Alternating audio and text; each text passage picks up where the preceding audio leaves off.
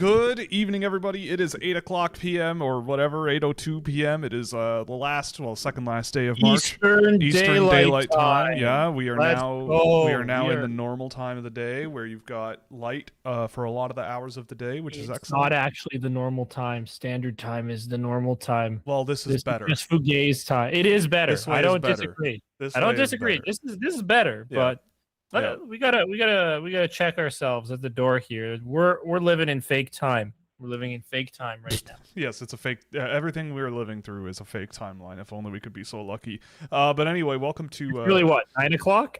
Yeah. or 7. Different timeline in the space-time continuum. Yep. But anyway, welcome to the show. It is Monday night. I've been away. I was away in the woods for a few days, so we didn't do a show Thursday. So it's good to be back. Feeling pretty good. I obviously, as you probably know, because you heard his voice, AJ is here. AJ Javera, our producer. Hi, I am here. Hot off the was it the midnight shift you've been up to over the last few days? No, actually, Oh. my last. So I worked like quite a few days. I don't know. You know what? I was doing the gauntlet of different shifts. Last Friday was it last? Or yeah, 2 Fridays ago, I was doing the weekend overnight, and then I was on a 9 to 7 at home, and then a 7 to 5, and then a 10 to 8, and then a 1 to 11. So I worked pretty much every hour of the day at some point throughout the course of a week, but I've had a bit more of a normal schedule ever since. Right. It's been a lot of early mornings, sadly, but it is what it is. Very cool. Very cool. But anyway, yeah, it's good to be back. It's good to have you back. We're Nobody says that to me ever. Well, you got it one time. There you go. Yay. We got lots going on, though, over here. You mentioned off the top of the show, or before we were on the call here, that you've got some game tapes to work through, so those are coming. I do. I don't know if you want I didn't realize I had so many game tapes. Yeah, I don't know. I don't check my email. I'm a normal right. I'm a normal Zoomer that doesn't check my email. Yeah, if it's not instant messaging, you're not checking. If it's not on Discord, I don't care. Right. Fair enough. That's very generationally astute of you, which I personally agree with. Email should die. Email can die. I'd be very Except okay for with my that. work email. My work email keeps me organized, but Right. my personal email sucks. I hate it. Stop sending me garbage promotions, okay? I agree. But anyway, what else? Oh, right, we've got some stuff. Yeah, so game tapes, you said 3? 2? 3? I think there's 3. 3. Okay. The Ruck Twins are in there.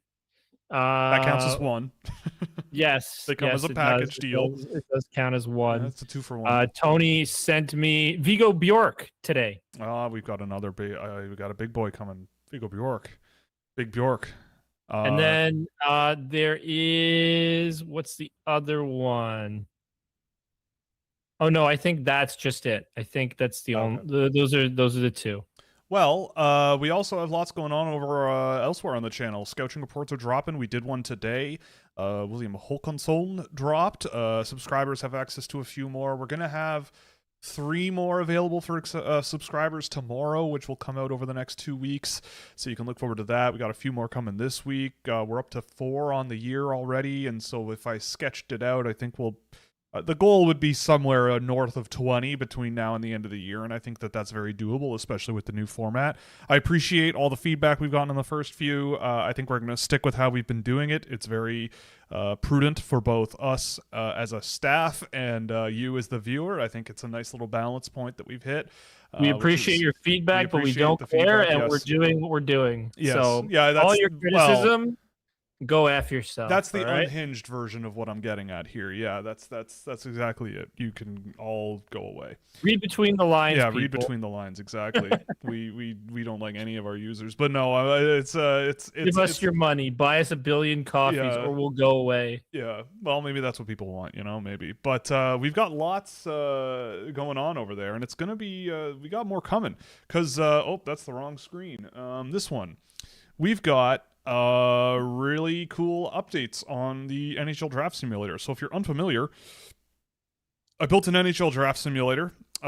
It went a little bit crazy. The traffic on it has been really, really cool, which is You didn't awesome. put ads on it, man. Like, come on, we gotta make money somehow. It advertises myself. Yeah, but we need the gambling ads. Come That's on, true. man. That's true. We need the How gambling much? ads. What kind of earning potential are we missing out on? Probably This is like ridiculous. probably like $8, really. If you That's like, good. $8. That's good. Yeah. For us. Could be $8. Yeah, it could be great. $8, I'll take it. And it's not even my money, it's yours. I'll take your $8 if you don't want it. You got a point right there. But anyway, we made some changes. Again, great feedback from the community. We got great feedback from we got fantastic feedback from but anyway, all kinds of folks from all across the internet, some much more helpful than others. And we have implemented some of the changes. So if you well, first of all, I should mention this. The lottery now works properly.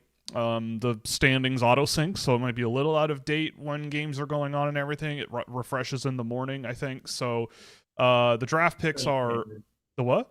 That's fairly standard, though. Yeah, no, it's fine. I mean, if you complain about that, then I don't know what to tell you. But yeah, so the lottery and all the odds and everything work fine now. There were some issues last year with the logic behind who makes the playoffs because of how insane the West is. You can also, I added some keyboard shortcuts. So if you're going through the draft, you can hit 1, 2, or 3, and that also affects the speed at which the draft moves. So you can either click up top in the top right of the window. It's a little cut off by my stream window here. Or you can, actually, I could probably just do this, right? Yeah. Oh, that kind of works, sort of. Or you can press space to play and pause. I also added a feature where if you're in the pick selection screen and you're like, oh, I don't want to look at this, I want to look at the draft board, you can now close it or use escape as a shortcut, and you can mess around. If you also wanted to, you could, let's just make a pick here and move this along. You could also select by team here. So if you wanted to, say, pause the draft here and see who Nashville has taken, it will filter for who the CPU Nashville has taken. It's also added that at the end of the draft as well, so you can play around with that. The other thing is multiplayer still doesn't work. I wrestled with that for a while today. It is a lot. I know. Boo, You this suck. man. Well, why would I want to do this if I can't play with my friends? I know, and that's a pretty major feature that I really would like to see implemented, but it's a bit of a. See, you're the one who's doing it. Come on, man. Get to work. I still. Why'd you take a vacation if you can't even fix your draft? You know what? tool? That's a good point. That's a very good point. You're a slave to us, Will. You gotta work your damn ass off the entire time. I should. I know. And you should take your beatings like a real man instead of going off to the forest to play Magic or the Gathering, because I'm sure that's what you did. It's Magic the Gathering, not Magic of the Gathering. Whatever. Come on, bro. Whatever. We also played some board games. There were some board games. We watched some films. Did you play Settlers of Catan? No, we did not. Lame. Yeah, well, we do better than that. We do better than that. What board game is better than Settlers of Catan? Oh, whoopsie. I know what's happening there. My apologies for I made AJ into a robot. He was being double recorded, so my apologies on that. But that's big sad. Yeah, you were robotic there for a bit, but we fixed it. We're good. We're back to normal. I am no longer a program. I'm just AJ. Yeah, I apologize. I'll fix that up next time. See, Will can't even do Will can't get the multiplayer right. He can't get my audio right. Yeah, I know. I'm hopeless. I am a hopeless person. You really trust him to get the draft right, guys? No. Unsubscribe. Go to Elite Prospects. They're way better. They're way better than this. Yeah, I agree. I mean, hey, I don't force. I'm sure if they built a draft tool, it would break with ads, but they'd actually get some money. We don't go there. But yeah. So the reason AJ was robotic was because I was feeding the audio from Firefox and my. Because I use different web browsers, and the audio from my Google Meet app, which uses Firefox in the background for some reason, was feeding through both as a Firefox window and as an audio capture source. So Typical. you got double.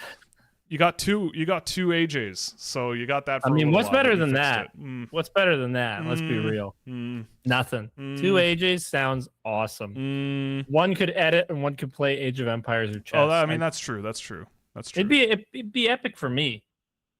You know, I went on a show, or was like auditioned for a Canadian television show as a kid, where I wanted, and my pitch was, I'm gonna make a clone of me that will go to school and I can stay home and do all the fun stuff I wanted to do.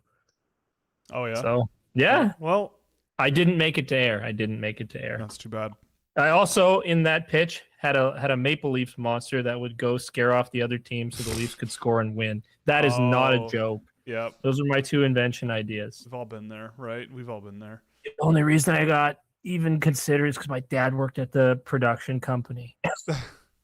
I had no real ideas. We're big fans of nepotism over here. Yeah, man. Bloodlines, baby. Yeah, bloodlines all day. It's got to be bloodlines. It's got to be. Yeah, well, I think that's all the housekeeping. Shows, sim update. All right, how about Gregory Button's gospel? Yeah, what have we got here? When are we getting to Gregory Button's gospel list? Let's do this. Let's try this.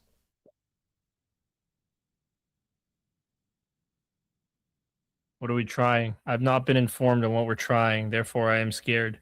I'm trying. I'm just seeing. Oh, whoops. I'm seeing if I can fix. What are we trying? I've not been informed on what we're trying, therefore I am scared. The double audio. I'm trying. I'm just. It's not fun because I've tried doing that when I've accidentally double recorded audio. If I can fix for other people's podcasts. Informed on what we're trying. At least you caught it. Yeah. Early. The double audio. At least we had people who were. It's not observant and listening. Okay, that's not working. I'm just listening to the live monitor. But yeah, Craig Button's rankings. Let's just get into that. Sorry. We're doing a really good job tonight with the show. Clearly, I'm not rusty from missing a few days. That's what people want anyways. Yeah, just a total mess, right? But I do have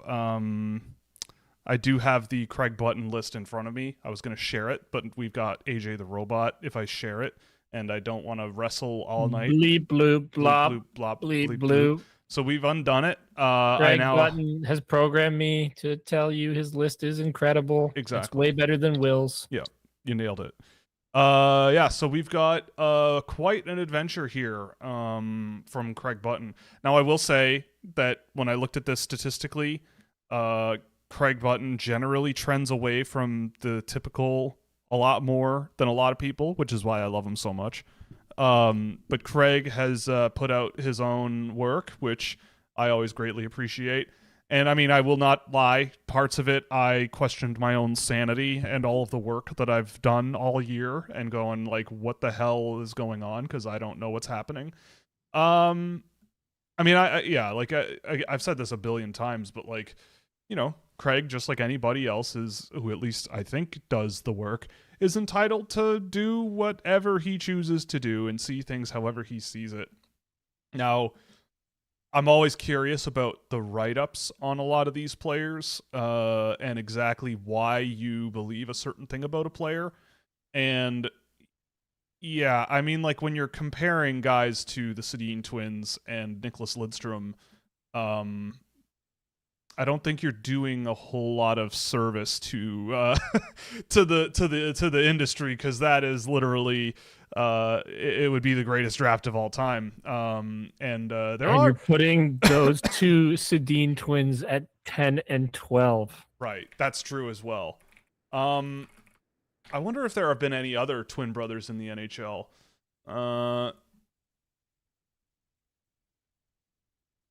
Okay, so Henrik and Joel Lundqvist are twins. Chris and Ryan Russell are twins. Patrick and Peter Sundstrom, also twins. They played together on the New Jersey Devils. Yeah, so, you know, there's a lot of...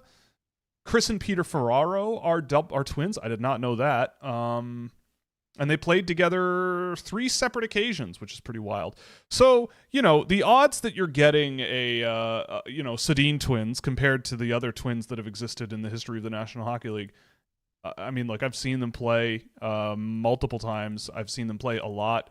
I've said this before, but I think it's an awfully strange coincidence that a guy like Andrew Basha, who's been in the AHL all season, playing on the bottom six, goes back to center those guys, and they absolutely rip. And now all of a sudden they're top 15 draft picks when before nobody had them even sniffing the first round, especially Marcus. So we'll see if that's something that's legit. Top 15 between those two. I personally don't see it. But Hey, don't say mean things about them. I'm about to put out a game tape. that's true. Well, look, but it's like this is the problem, right? No, but we like them because they came on our show. If the, Like right, we got to show our, we got to be biased and say Ethan Belchitz is awesome. Tynan Lawrence is awesome. Once I do Vigo Bjorks, he'll be awesome. Albert Smits should go first overall because he was on our show and said that if you want a good D-man on your team, then you should draft him. That's awesome. Sure. We're going to go off of game tape vibes. And anybody who doesn't come on game tape or refused an interview or canceled on us is just DND. All right? I won't name names, but they are someone. D&D, yeah, they're cooked. Yeah, they're done. Ivar Stenberg sucks. No, I'm kidding. No, but we gotta show our bias, all right? Yeah, of course. Well, I will, but this is the problem, you see, because if it's like saying I really like strawberry shortcake, and then all of a sudden everybody starts writing news articles about how strawberry shortcake is literally curing aging and it's the greatest thing that ever existed. I thought you said curing AJ. No, well, nothing cures that. But over a long period of time, it's like, or all of a sudden, it's like, strawberry shortcake, by far the best dessert we've ever seen ever, and blah, blah, blah, blah, blah. And if you're the person... we get the articles, strawberry shortcake's overrated, it's terrible, right. It's the worst. And so to be the person who's like, strawberry shortcake's pretty good, but like, have you ever had a good apple pie or something like that? It's like, and then everyone's like, what do you mean you don't like strawberry shortcake? Blah, blah, blah. You don't like chocolate? You don't like chocolate? Do you hope they fail? Do you hope they die? And it's like, well, let's calm down a little bit. You're a communist, Will, because you don't like strawberry. Yeah, no. But the point is, look, Craig's fun. It's always fun. I just got finished watching more Xavier Villeneuve since he came back. Someone mentioned him in the chat last Monday. Tynan Lawrence I also did another game of, and I'm sorry, but those guys are way better than a lot of the guys ahead of this list, ahead of them on this list, I think. Wait, you don't like Jackson Rudolph at 8? Not particularly. I mean, but look, like I don't think that this is too... You don't like Carson Carroll's at 2? I don't think it's too far off from the truth. I mean, I've poked around. I'm starting to do my little digging around, being a bit annoying to the limited NHL people that I have in my pocket to go like, you know, you don't have to tell me anything specific, but like, what are we looking at here? Like, is it gonna be like, are we talking like something percolating that we should sort of know about? And a lot of them are, it's still very open. Like there's a lot of open threads that haven't really been pulled at too much yet. And I think that we're still looking at something where when draft day comes, this happens every year. By the time draft day comes, things could look different on June 1st to end of draft day. And it would nothing like, how many times have we seen guys shoot up late in the year and blast off everywhere and all that stuff? I just don't. It just, you know, I have time for all of this, and I know a lot of NHL people are, I think, are trying to come to terms with the idea that it could be a 1-2 winger draft for the first time in almost 20 years. Actually, I think it's more than 20. Or is it going to be teams will look at the group of defensemen that are up top and just jump on them, and we're going to see. Will Marcus Ruck is listed as a center? I don't know what you're talking about. Right. Well, I mean, you could do that too if you wanted to. You certainly could. You got to take them 1-2. You could. They came on game tape, but I got to edit that. That's true. Oh, right. Sorry, I forgot about that bit. Yeah, that's a very, very important part. If they come on our show, we think highly of them. It's as simple as that. Yeah, it is. But I mean, yeah, like by and large though, like there's a lot of guys in this year's class where I think with Button, the common thread to me is like he clearly is setting aside creative players and skill unless your name is Igor Shilov. Actually, I don't even know if that's true because I don't know. There's just a lot of guys in here where I'm going, no, I'm definitely taking this guy over this guy, this guy over this guy, this guy. I don't know where that's coming from. Yo, Mathis Preston's Yeah, he's 57. got Mathis Preston almost in the third round. But again, What? like I bet that there are people who have him there in the NHL. Hey, you know what? At least he's next to soon to be Leafs legend 6'7" Brooks Rogowski, He is baby. next door to Let's Brooks go. Rogowski. Yeah, no, I mean, Bro's a tank. would I rather 232 pounds. That's awesome. would I rather have a Mathis Preston or a Landon Ammerhein? I'm sorry, but you flip that coin. That's a 1,000 sided dice with a 999 ones and Yeah, but Will, 1-0. would you rather have a Mathis Preston or a Thomas Galvis? Looks like Thomas Galvis is ahead. That's true. I'd rather have the almost 20-year-old 5'9" defenseman. I don't know. I mean, look, this is just how it is. I have my own opinions. Other people are welcome to have theirs too.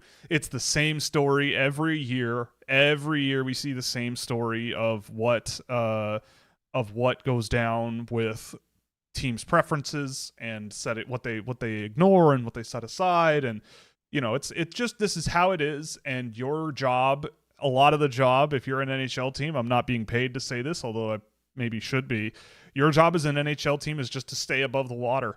Like the ocean, the motion of the ocean is pretty wild, but you got to be able to tread water and stay ahead of it. And if you put anchors on your team, you sink. Brad Treliving, you moron. I just mean, like, you got to focus and pick up the pieces that others lie around, and spot those case studies where you're like, yep, this guy should be gone by now.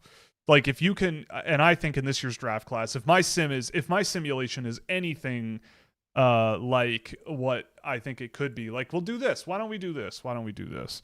I'm gonna take one more run at this. I don't know what you're doing, so I disagree with it. We're gonna do a draft sim, but just gonna pretend it's a team scouching thing. Oh, can the Leafs win? Yes. Oh, good. Oh, goody. I'm happy. Yeah. Okay. Because you're in charge, which means you're going to do smart things, I hope. All right. I also think I fixed your robot mode. So if chat freaks out in the next 5 seconds, then so be it. We're going to deal with that. But I think we're okay. All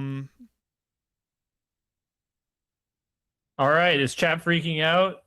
Bleep, bloop, blop. Bleep, bloop, blop. Okay, I think you're fixed. We've had no screaming. We've had no screaming yet. Yes. So what we're gonna do is we're gonna do 7 rounds as Toronto. I also saw the comment about the craziest AIJ. Is that what I was? AIJ. Yeah, exactly. I just thought of that. Yeah, exactly. Someone asked about what the record was for draft picks 1 through 4. Mine was 15. Yeah, you can really abuse the trading system if you really wanted to. I did a draft with I forget who it was. Actually, it was an NHL guy asking me about this and working with it, and I used their team, and I ended up with 27 draft picks over 7 rounds, which... Ooh, what team was it? Tell us. It was hilarious. I will not. But it was really funny. Why? Share confidential information. Yeah, why? This is why Will's no fun, guys. You won't tell us. I'm a real wet blanket. Yeah. Right. Lame-o. The other thing I meant to mention is that the rankings are going to be put together this week, so subscribers will have access to it. Hey, look who wins the draft lottery here. The Toronto Maple Leafs pick 2nd overall. So what's it going to be? We're going to start here. Okay, so Gavin McKenna's available. Stenberg went first. I guess you have to go with McKenna. McKenna in Toronto, baby. Let's go. Let's just skip through this and blast through this. Oh. What? Okay. That's interesting. Why? He's my number 2. All right. If he's your number 2, then I agree with it. If you say it, I agree with it. Yeah. This has happened a lot where you get to the 3rd round with these picks for Toronto, which, again, if you're not familiar, this is how I gauge my own work, is just with team scouting stuff through take Mathis Preston if he's there, please. He is not. But like the players that are available here almost are always available in the simulations that I do. So like a Wiggle Sorensen, who I love, is really, really high. We'll go with Adam Anderson because he's bigger, and Toronto likes big. that's probably a nice bet. But I guess the point that I'm trying to make with this is let's just go with Sorensen here. Third guy off the board is Sorensen. I'm okay with that. Is it your third guy off the board, or just your third round? Third guy off the board in the third. It is in the third round though. Oh, okay. You made your pick and then yes. it got back to you. That's why yes. you okay. Yeah. Correct. I can't see his screen, so no, I'm it's just okay. going purely off what I can hear. We'll go with the defenseman. I like talking more than I like listening. Yeah. But the point I'm trying to make is that like the guys that are probably going to be accessible through team scouting, which is 95% of the reason I build tools like this, is like the now I know kind of the possibilities of guys where they'll be available at the 100, 150, 170 range, and who might be able to be floating around and all that stuff. Let's see. Can I trade this pick for 2 7th-round picks? I absolutely can. Thank you, Colorado Avalanche, very much. Well, you would know if you could do that because you are the person who built it, so you should know roughly what the value is. That's true. That's true.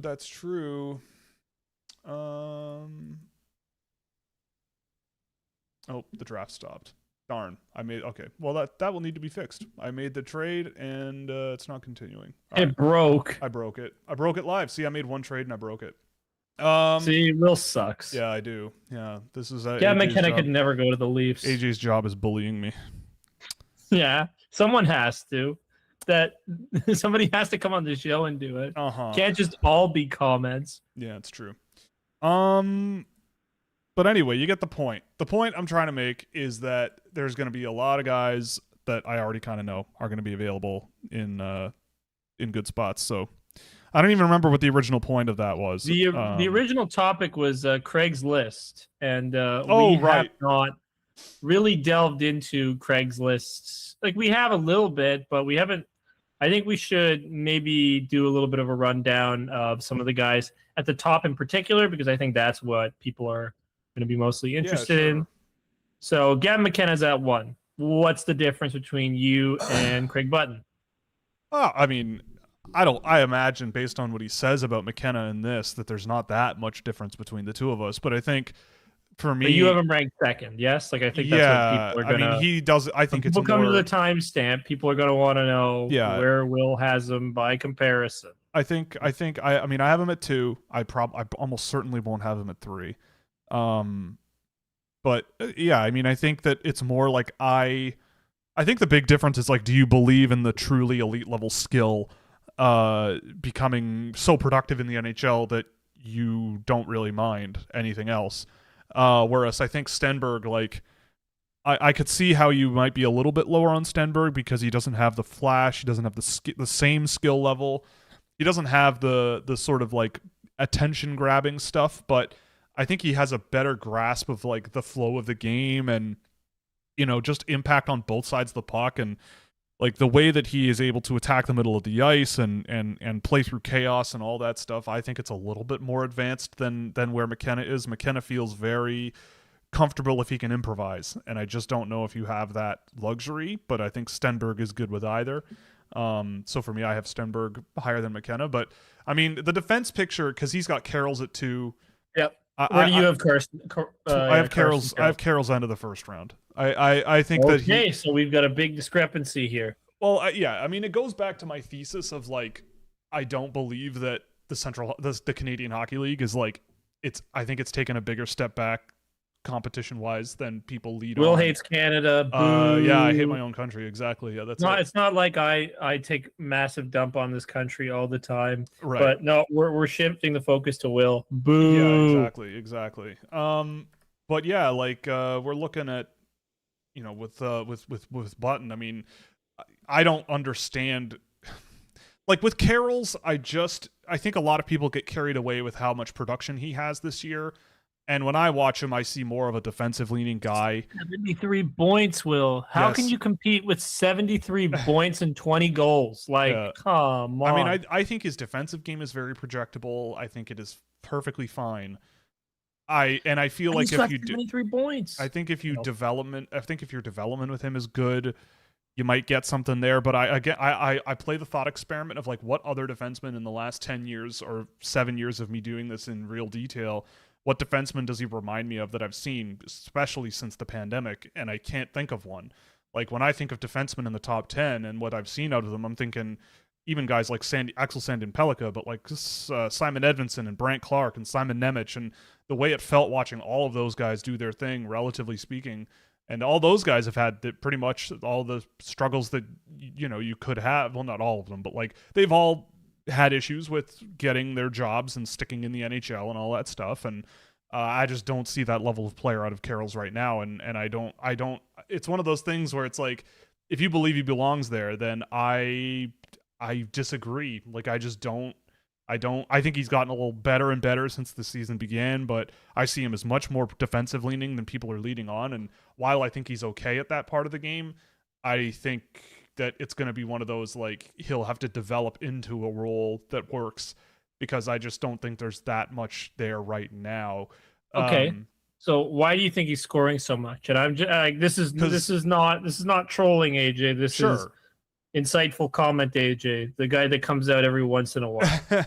Well, I mean, I think a lot of it comes down to, in my data, there is offensive stuff that happens in his game that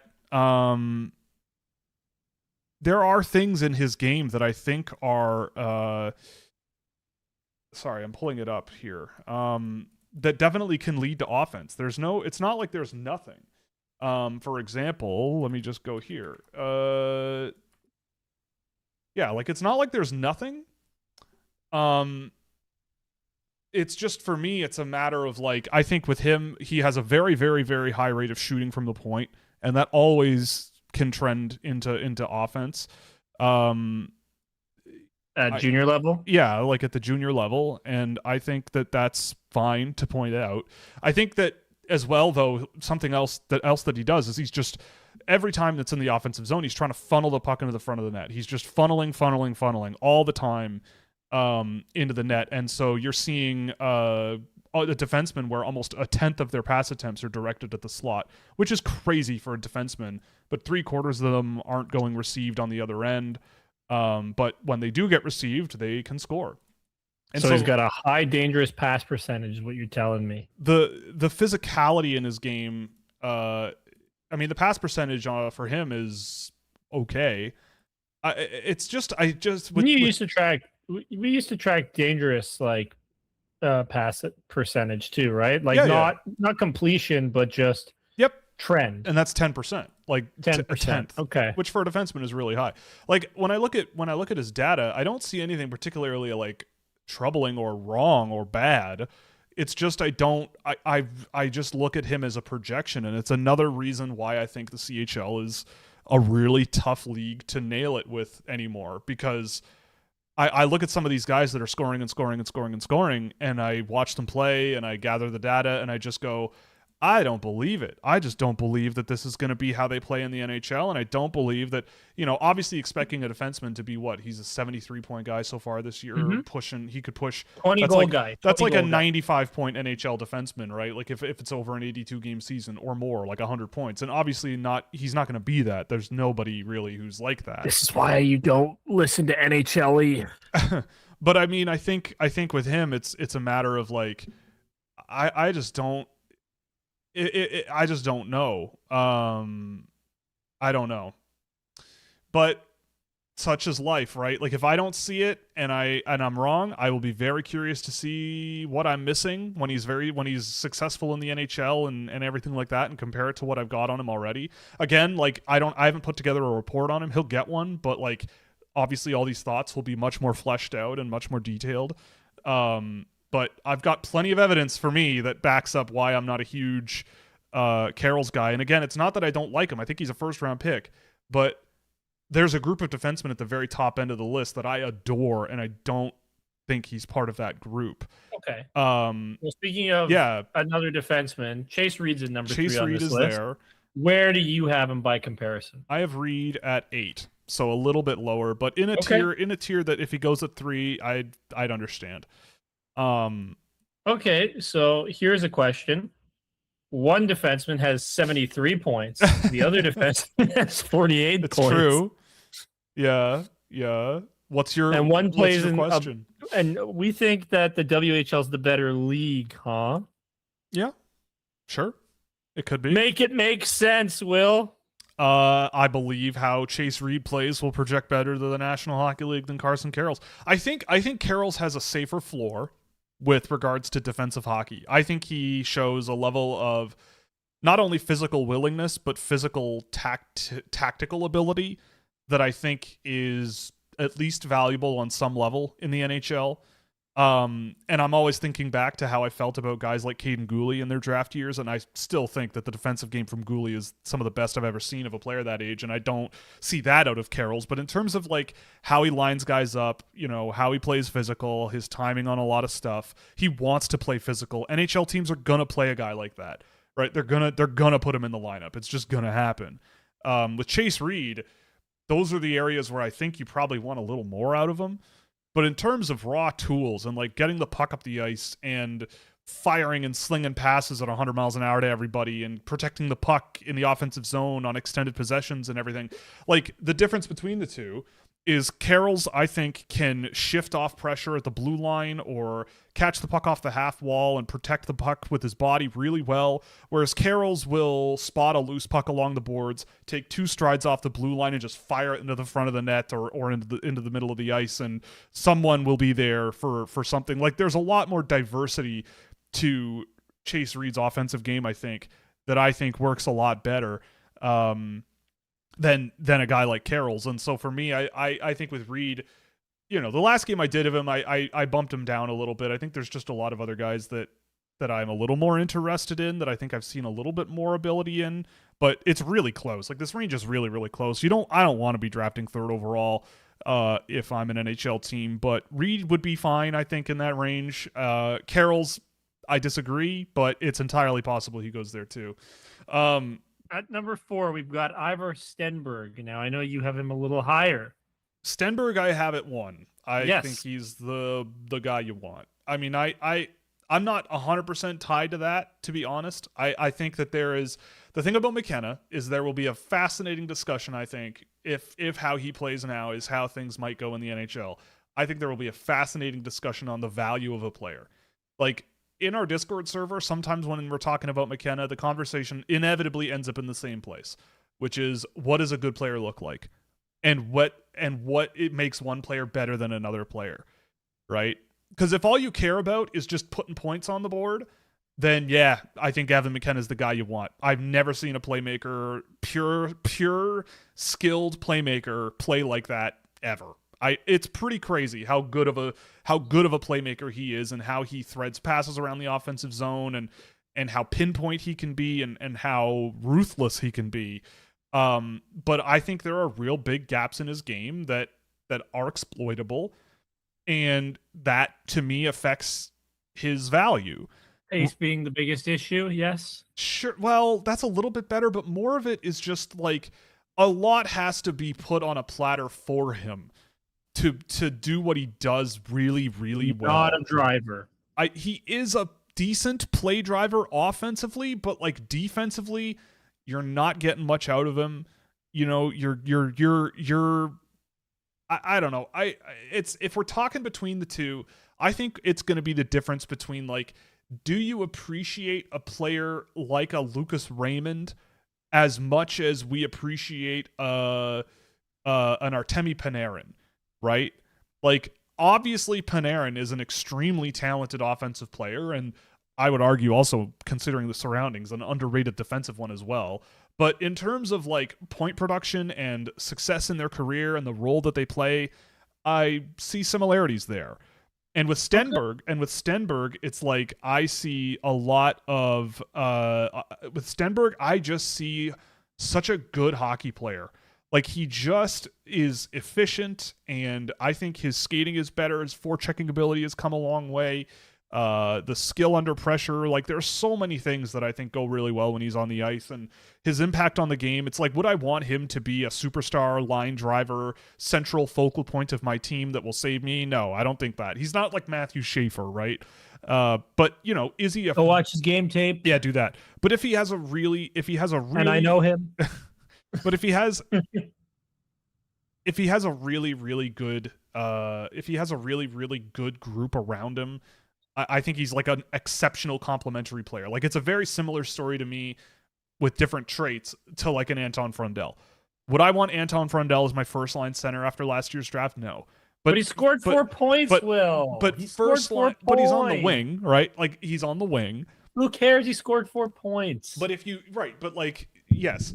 But taking Stenberg, I think that you have a similar argument where it's like, as a piece to have, you want a guy like that.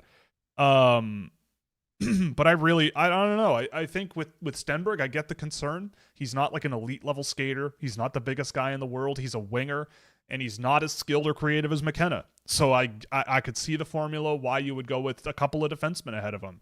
Would I do that? No, but I also see the argument of, like, when you look back, you go, boy, I wish we had another defenseman. Boy, I wish we drafted a center. Boy, we have a lot of wingers. And when you break it down, like, the winger position is important, but it's not really as important, I would argue, as like a good defenseman or a good center.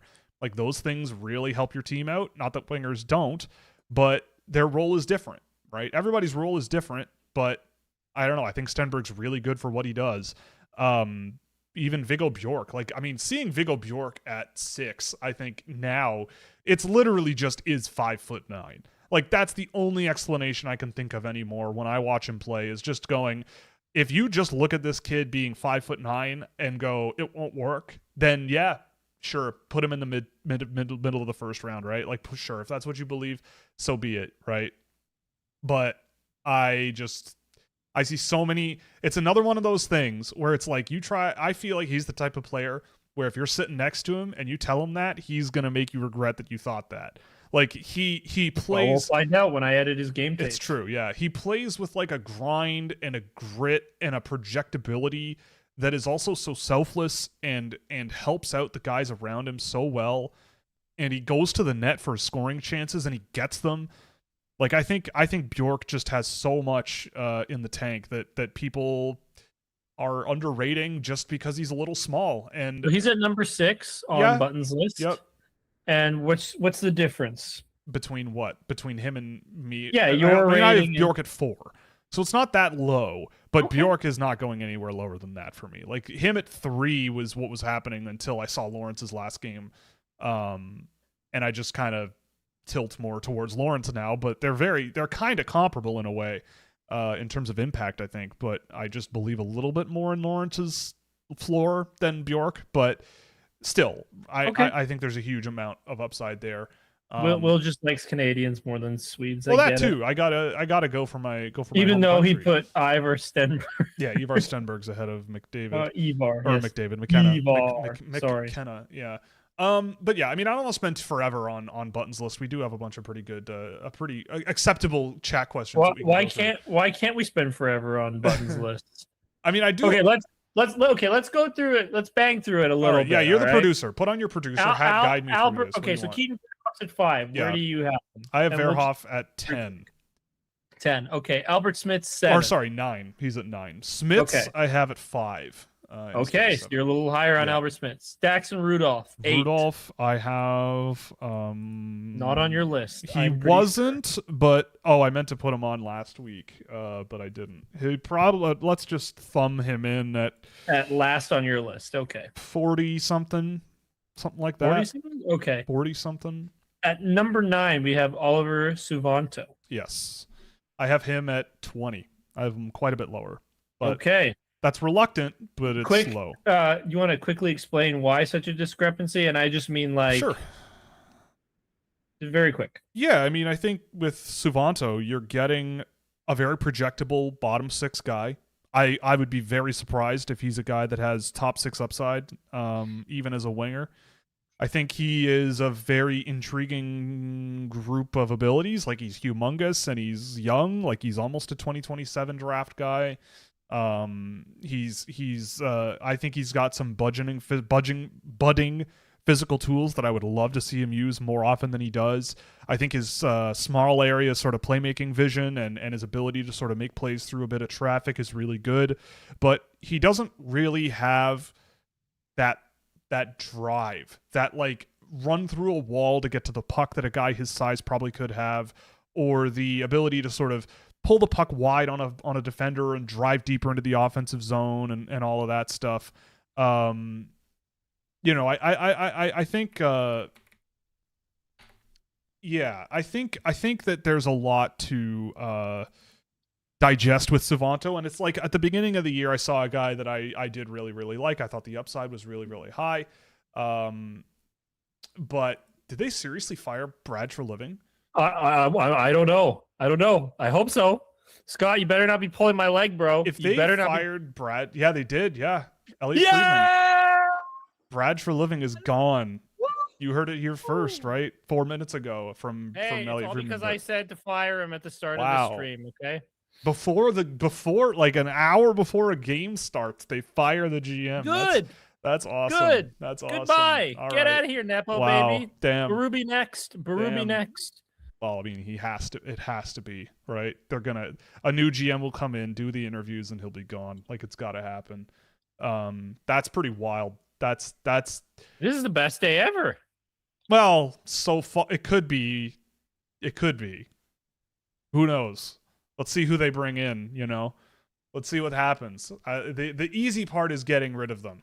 The tough part is figuring it out. Well, they did step one right, okay? Step one.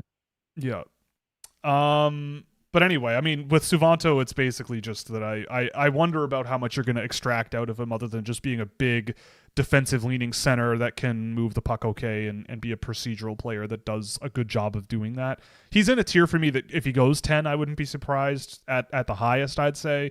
I think there's an off chance that he goes really early because he's so big and so young and so Finnish. But who knows? We'll see where this goes. But I like Suvanto and he's a good one.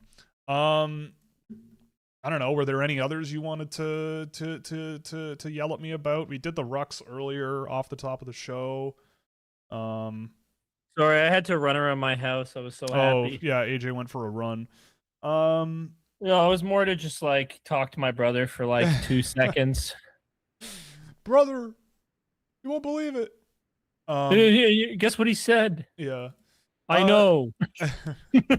That's the end. Oh, Brad. What a time. Brad for living.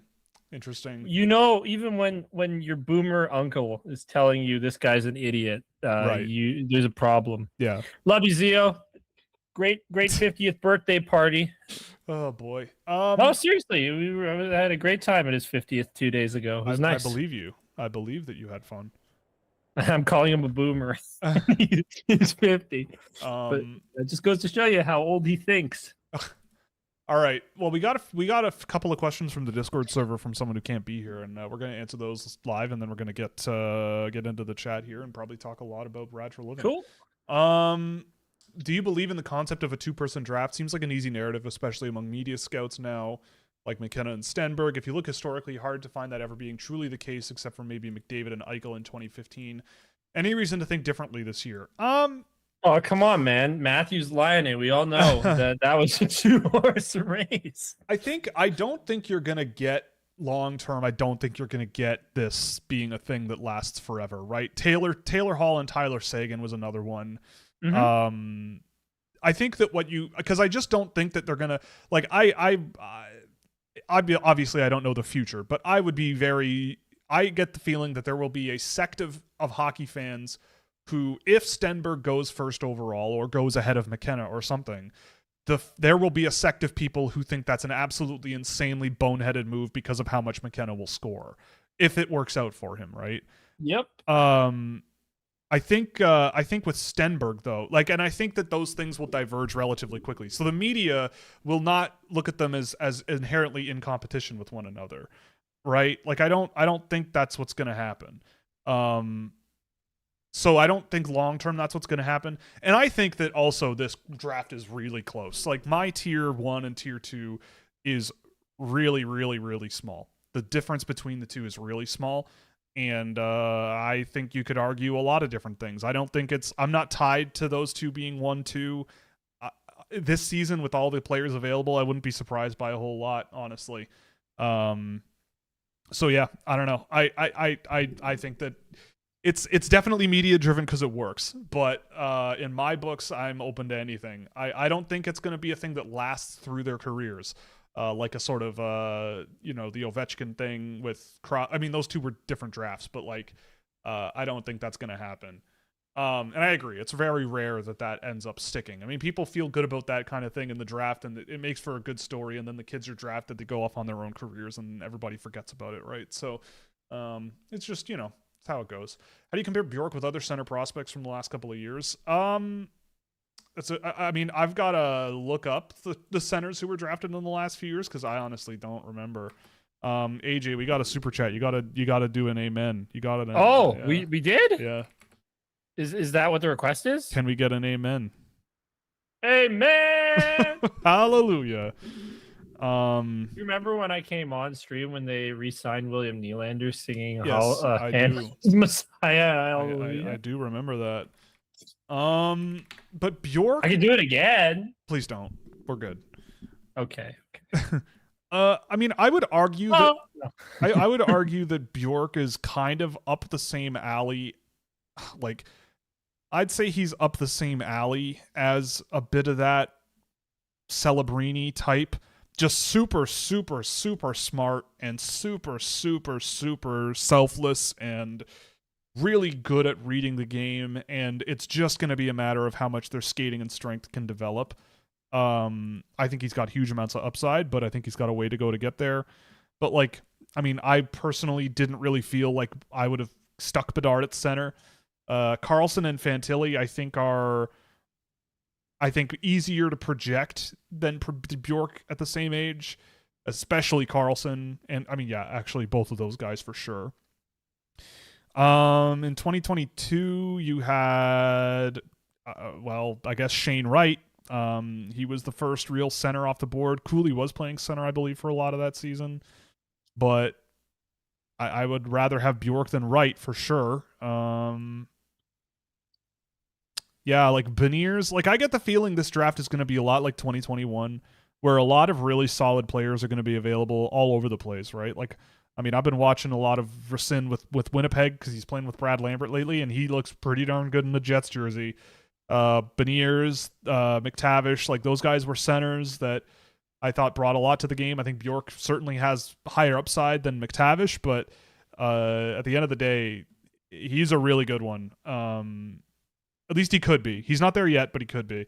And I have a lot more faith in him, than I mean, maybe he's up in that. I don't know. He should be gone relatively early in the draft, and just because of how smart he is, and I think there's a lot of growth left to go in his game. And does Chase Reed have the most upside among defensemen this year? No, I think that's Villeneuve. I think Xavier Villeneuve could be unreal. Where do you have him ranked? 6. Okay, which is looking increasingly psychotic, according to a lot of people, but. But how can you justify that? He's in the QMJ. The last game I saw of him, he was really, really, really good. Biased. I want a guy like that on my team. I'm sorry, but he's pretty freaking sick. All right, let's get into the chat here. Let's do this. Wanted to hear your thoughts on Axel Ellefson. Very, very fun to watch. Very confident. Very skilled. I don't think it's going to work. I see him in the top 40, and I think that is just. Reality at the NHL level, I don't think it's going to stick. I don't think it's going to stick. I think NHL teams, it's like, what's his name that went undrafted last year? Luka Radivojevich, also from the same program, by the way, in Sweden, where, yeah, I just think that there's too many defensive holes that get exposed all the time. And I don't know. I think that's a flyer a team might take, but it wouldn't be my flyer to take, I don't think. I also need whatever Craig is smoking. Honestly, like I try to stay away from substances these days, but that seems like the real good, that's good stuff. Yeah, Chernyshov, yeah, just hype in general. Whatever, that makes sense to me. Tell me with confidence why Reed shouldn't go number 1. He looks like 6'2" Quinn Hughes. I will tell you he's not 6'2" Quinn Hughes, but I mean, I see Chase Reed as Morgan Riley. I see him as a very Morgan. I Ooh, oh see him. no. Well, but you remember Morgan Riley when he was 24, 25, 26 years Well, old. yeah, he Like, was sick until he got ruined.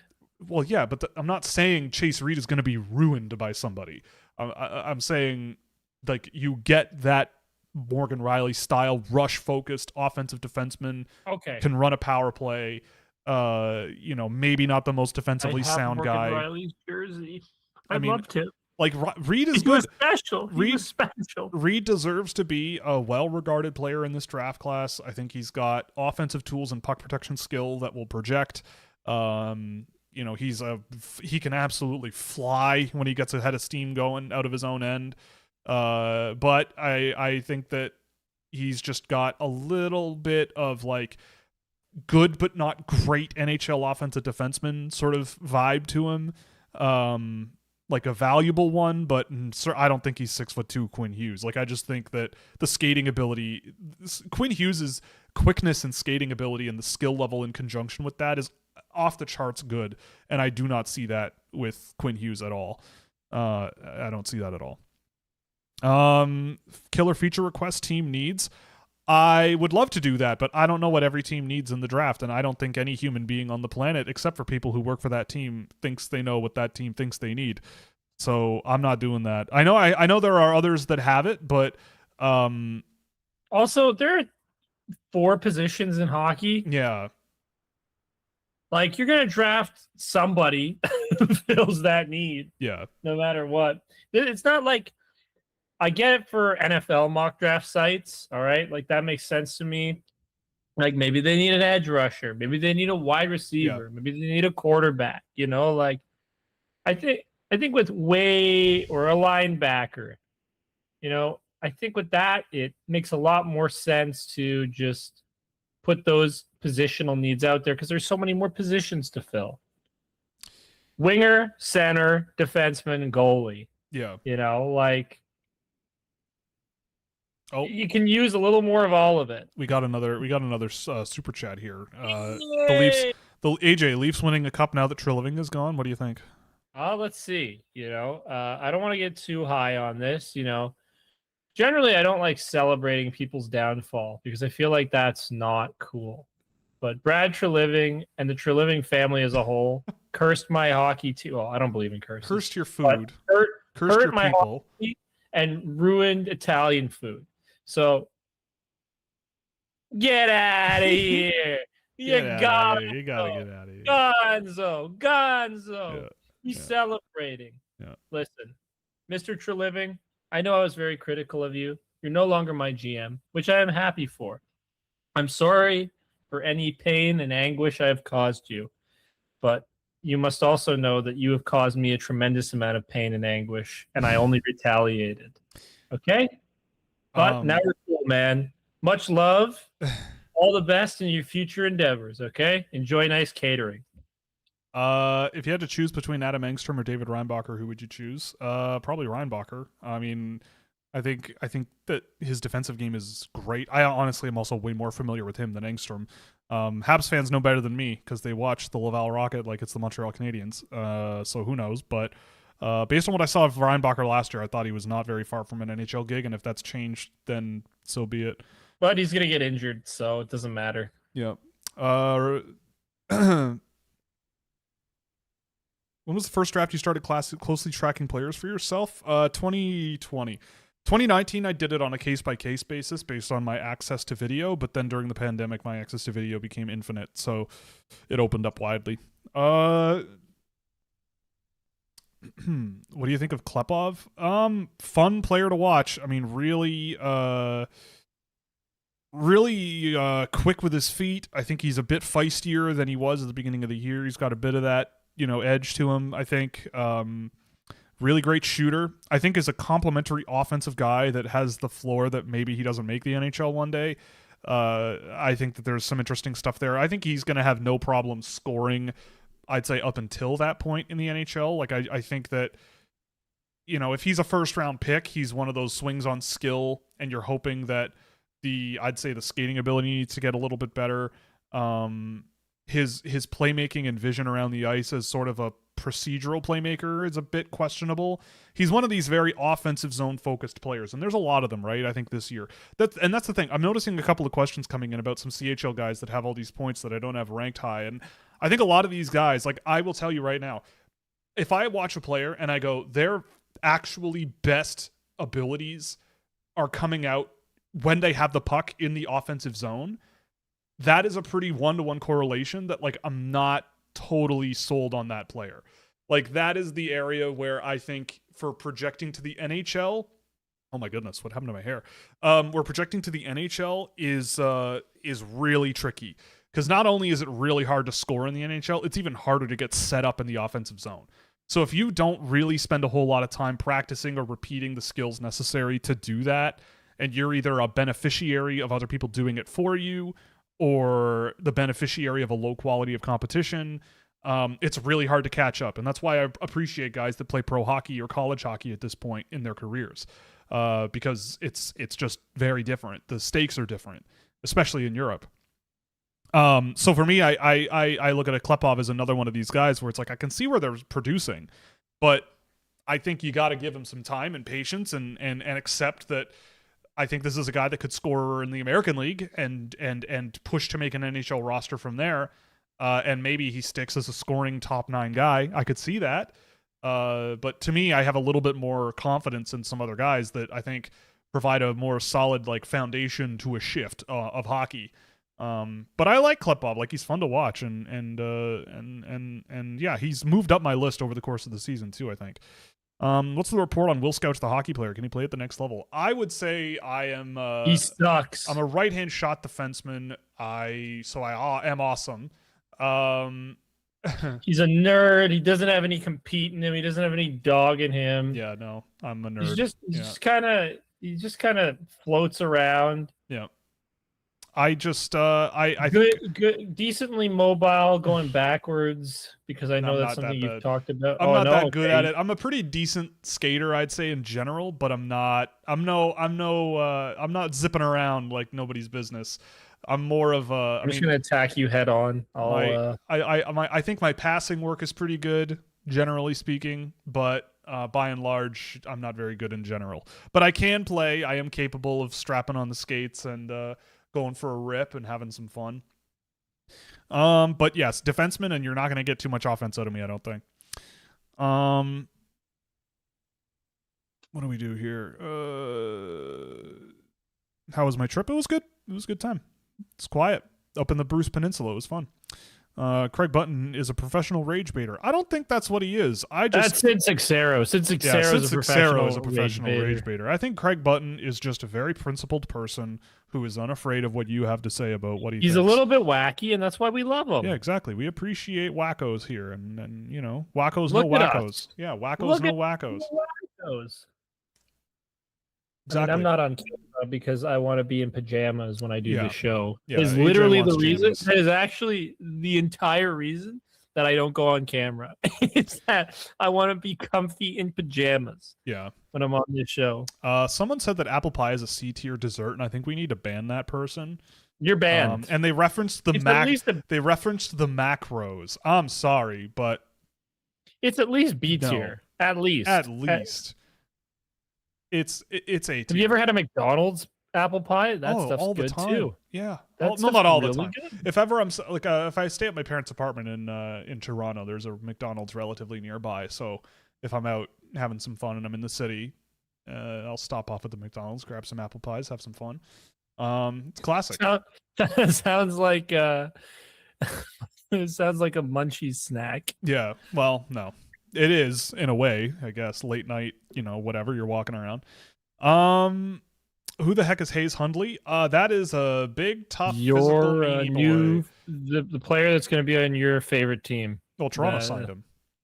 Oh. Yeah, Toronto signed him. Well, everybody's favorite team should be Toronto, so... I believe he's very, very big and took a lot of penalties this year. Right? I believe, if I have the right person in mind. 6'3", 207 pounds. Toronto just signed him. Signed out of the University of St. Thomas after 1 year. He is Let's see if he's got a job after So Extra Living is now gone. I feel like that's pretty unusual. A 21-year-old that goes to college for 1 year, undrafted at St. Thomas, which is a pretty low-end school, getting a contract offer after 1 year. So maybe Toronto knows something we don't. I don't know. Or maybe this was the iceberg. Hayes Hundley. Maybe this is what tipped the iceberg in against Bradshaw Living. I'm trying to remember, like, what number was he last year on 5 on Fargo? I don't remember him. Well, shows what I know. I'm not paying attention. Will just sucks at his job. I do. That's all it is. Yeah. That was what I was saying earlier. The most recent time two wingers went first and second was 07 with Kane and JVR. What do you think of Leksand getting relegated to the Allsvenskan? I thought it was gonna be HV Hotiet or whatever it's called. But I mean, it sucks. But on the other hand, a lot of young guys on Leksand are gonna get a really good opportunity to play a lot of minutes next year. They've got Koblar, obviously. He'll probably be a big part of that group. Lagerberg Hohen is another one who will be back and probably playing at that level next year.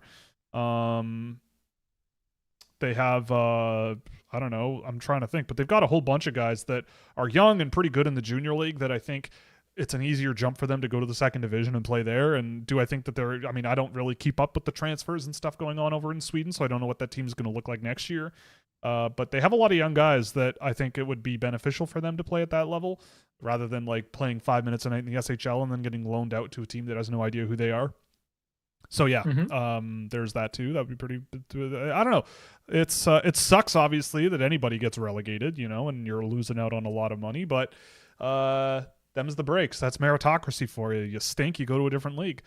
You stink, you get fired from being the GM of the Toronto Maple Leafs. Well, that too, yeah. Yes, the app or the simulator was made with the help of artificial intelligence. It was, yes. No, that's a lot. It's all human made. All human made, guys. We support local people and humans. Yeah. So please buy our merch. Use our draft tool. Last time you talked about Rapid City being weird, I was there in 2024 while the election was going on. That would be very, very surreal, I think. Also, by the way, I just realized I haven't pasted the link to the simulator into the chat if you haven't seen it yet. So there you go. You can use that link and play around with it yourself. Feel like I need to mention it because people might not read it, but the multiplayer thing is still not finished. I've been wrestling with that for a long time. Sucks at his job. Yes, I know. For the 80th time, I know. Sounds like Patrick Allvin is out after this season. Now, you're not a Canucks fan, but I'm curious to hear your thoughts on his tenure. Well, I mean, the success has not been particularly good. I don't think that, knowing what I know about Patrick Allvin, I've never met him or anything, but like I don't think you can lay the failures of the Vancouver Canucks organization at his feet necessarily. I think he's taking the brunt of it, and I'm sure that there's some stuff that is, resulting in him becoming a casualty of what's going on there. But, I mean, my thought, this is just from an outside perspective looking in, but it really seems like Vancouver is one of those, like, too many cooks in the kitchen type from too many different walks of life style of teams that they end up just kind of not progressing. Like they've just been seemingly incapable of being good, of finding some sort of path forwards that, for one reason or another, like they just can't seem to put together a group that can make a dent in the playoffs and make themselves into a contender. They've never really fully bottomed out either. Like they've drafted pretty high a few years in a row, but in terms of, those Matthew Schaefer level draft picks, they haven't had that yet. They probably will this year. But this year, I don't know what they're going to get in terms of what's going to save them. I think that with Vancouver, it's like I don't think it's any one person's direct fault. I think it's more of a, just a group thing. And there's just something about the mix of people who are there that is just not working anymore in this day and age. Like the Canucks, you guys are Canucks fans more so than I am. I love Vancouver. The days when the Canucks were good, They're good, man. Those are good days. But you would know better than me in terms of sort of how the team vibes out now relative to previous years, right? Like how are the Vancouver Canucks as an organization as a whole now relative to 5 years ago? And why have those things changed? Um and I don't think it's like the moves that Patrick Allvin has made, really. A lot of them, at least. Like I don't think like, I think you look at that, like the Quinn Hughes trade. I don't know what more you could have wanted for trading Quinn Hughes. Like I think automatically, Not a whole lot. I don't think you Honestly. wanted. I don't think you could have asked for a whole lot more. And I think that's a huge plus for Vancouver long term. But I do feel like something needs to shift, and I don't think it's just Patrick Allvin. It might be ownership. Well, yeah, I mean, that's the thing. There seems to be a common thread between ownership that gets themselves too involved and thinks they're hockey people, and they almost win a teams that President's struggle. Trophy and then can't make the playoffs. The New York That's true. Rangers and the Vancouver Canucks. Vancouver did do that one time, and that was a very fun time on this channel. Yeah, because we all knew it was in the crosshairs. We knew it was fugazi, man. It was a little bit sketchy. Like, remember when the Rangers won the President's Trophy, and you and I both said, like, this is not a legitimate team. And they worked. They turned out not to be. Yeah, I don't know. It's really, really interesting. Fraudulent. Yeah, like if it's Aquilini, then it's Aquilini, right? I don't know. Like, also, how can you have Jim Rutherford come out and say, "Oh, Quinn Hughes is basically dying to leave here"? Yeah, okay, like that really helps. That really makes everything so much better. Like, they're in it. Listen, this is coming from a person who cheers for an embarrassing franchise, all right? Your franchise way more embarrassing than mine, I think, personally. But still, like, it's embarrassing. It's embarrassing to hire somebody who goes out there and says that kind of stuff. More embarrassing than Craig Berube and Brad Treliving. But one of those guys are gone now, so I'm happy. Yeah. I am aware of the bug with the trading. Yeah. We when you accept to trade, the draft freezes. Yeah, I that somehow broke today, so I am gonna work on a fix. That is gonna get. Will's gonna consult ChatGPT on how to fix it. All right, guys. Hey, if it works, it works. You don't actually use GPT though. What? No, I don't. No. Where were we here? I lost my spot. Yeah. Right now, the trade window is limited to the number of rounds you select. Is it really?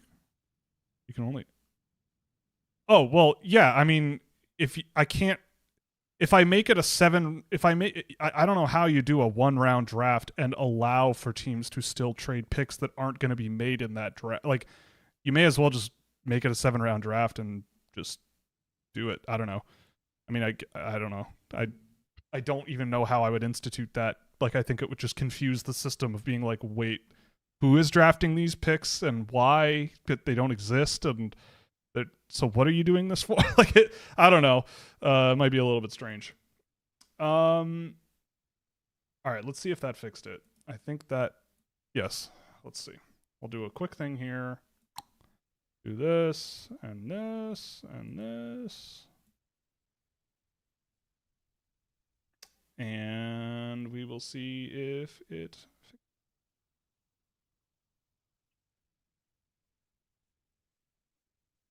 No. All right. Well, we'll fix that later. So trades don't work.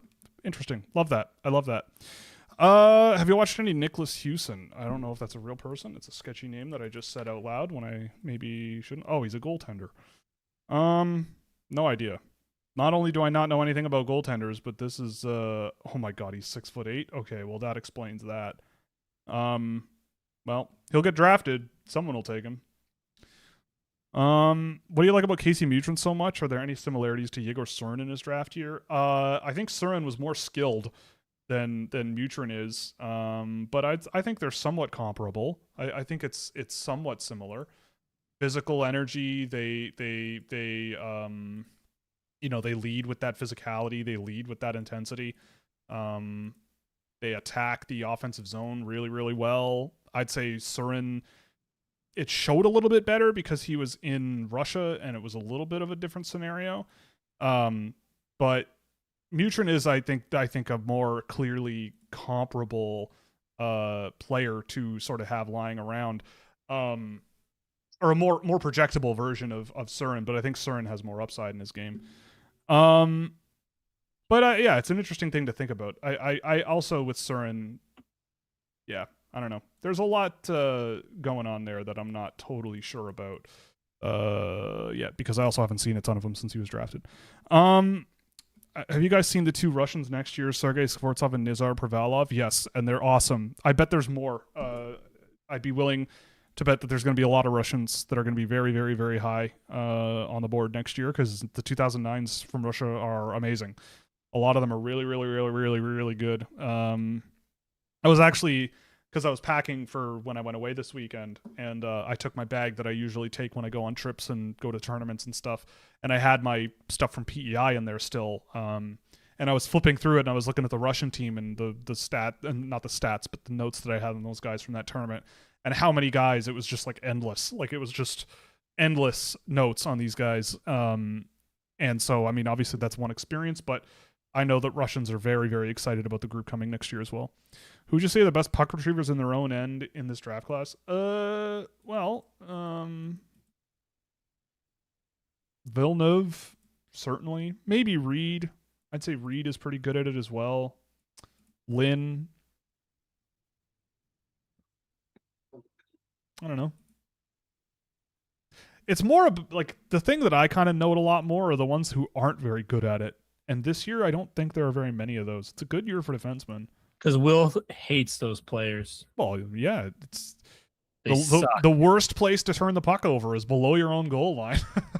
Unless you, like, literally throw it out in front of the net and do the job for them. Like, that's probably worse, but you don't want to be turning the puck over behind your own net.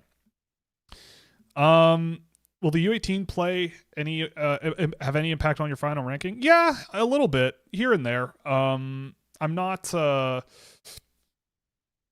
to anything really, and I know you need to be really careful with the U18s because a lot of guys don't have the luxury of being there. A lot of guys are not there because their teams are too good.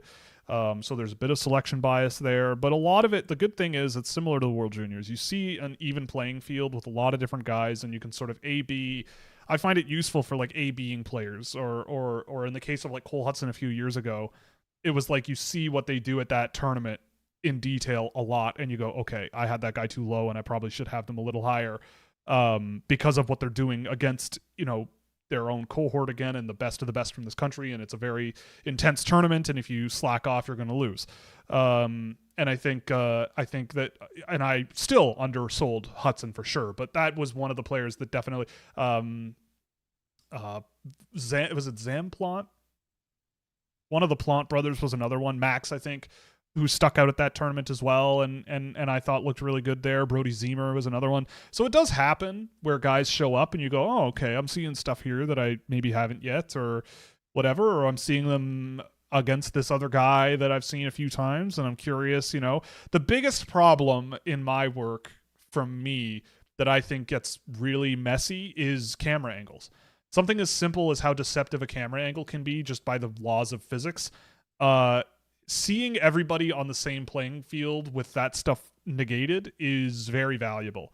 So that's very helpful as well. But in terms of, like, the overall impact, you got to be really careful. But by and large, there might be some individual cases where I bump them up a bit or down a bit, but not a tremendous amount. Do you think that people underrate just how much a different system or coach can boost a team? I think we've seen this example recently with Washington and Vancouver. Yeah, I mean, sure. I think it's a huge thing, right? Like, think about it. Think about it, your job, right? I'm sure some of you at least are employed, and so it's like you have a boss who sucks. It's not like if I have a boss that sucks. His name is Will Scout. Yeah, exactly. Actually. Like, if you have a boss who sucks, and then that boss gets fired, and then they bring someone in who you really, really like, and you actually want to put good work in for, you're going to put in better work. Like, it's a normal human reaction to look at someone in a leadership position and go, why would I try for this person? Why am I putting in the effort when this person's going to squander it or not know what they're doing? And even if you're wrong and that person actually is right, you're the one that matters. You're the one doing the work, right? The players can quit on the coach, even if it's the greatest coach that ever lived. It's entirely possible, right?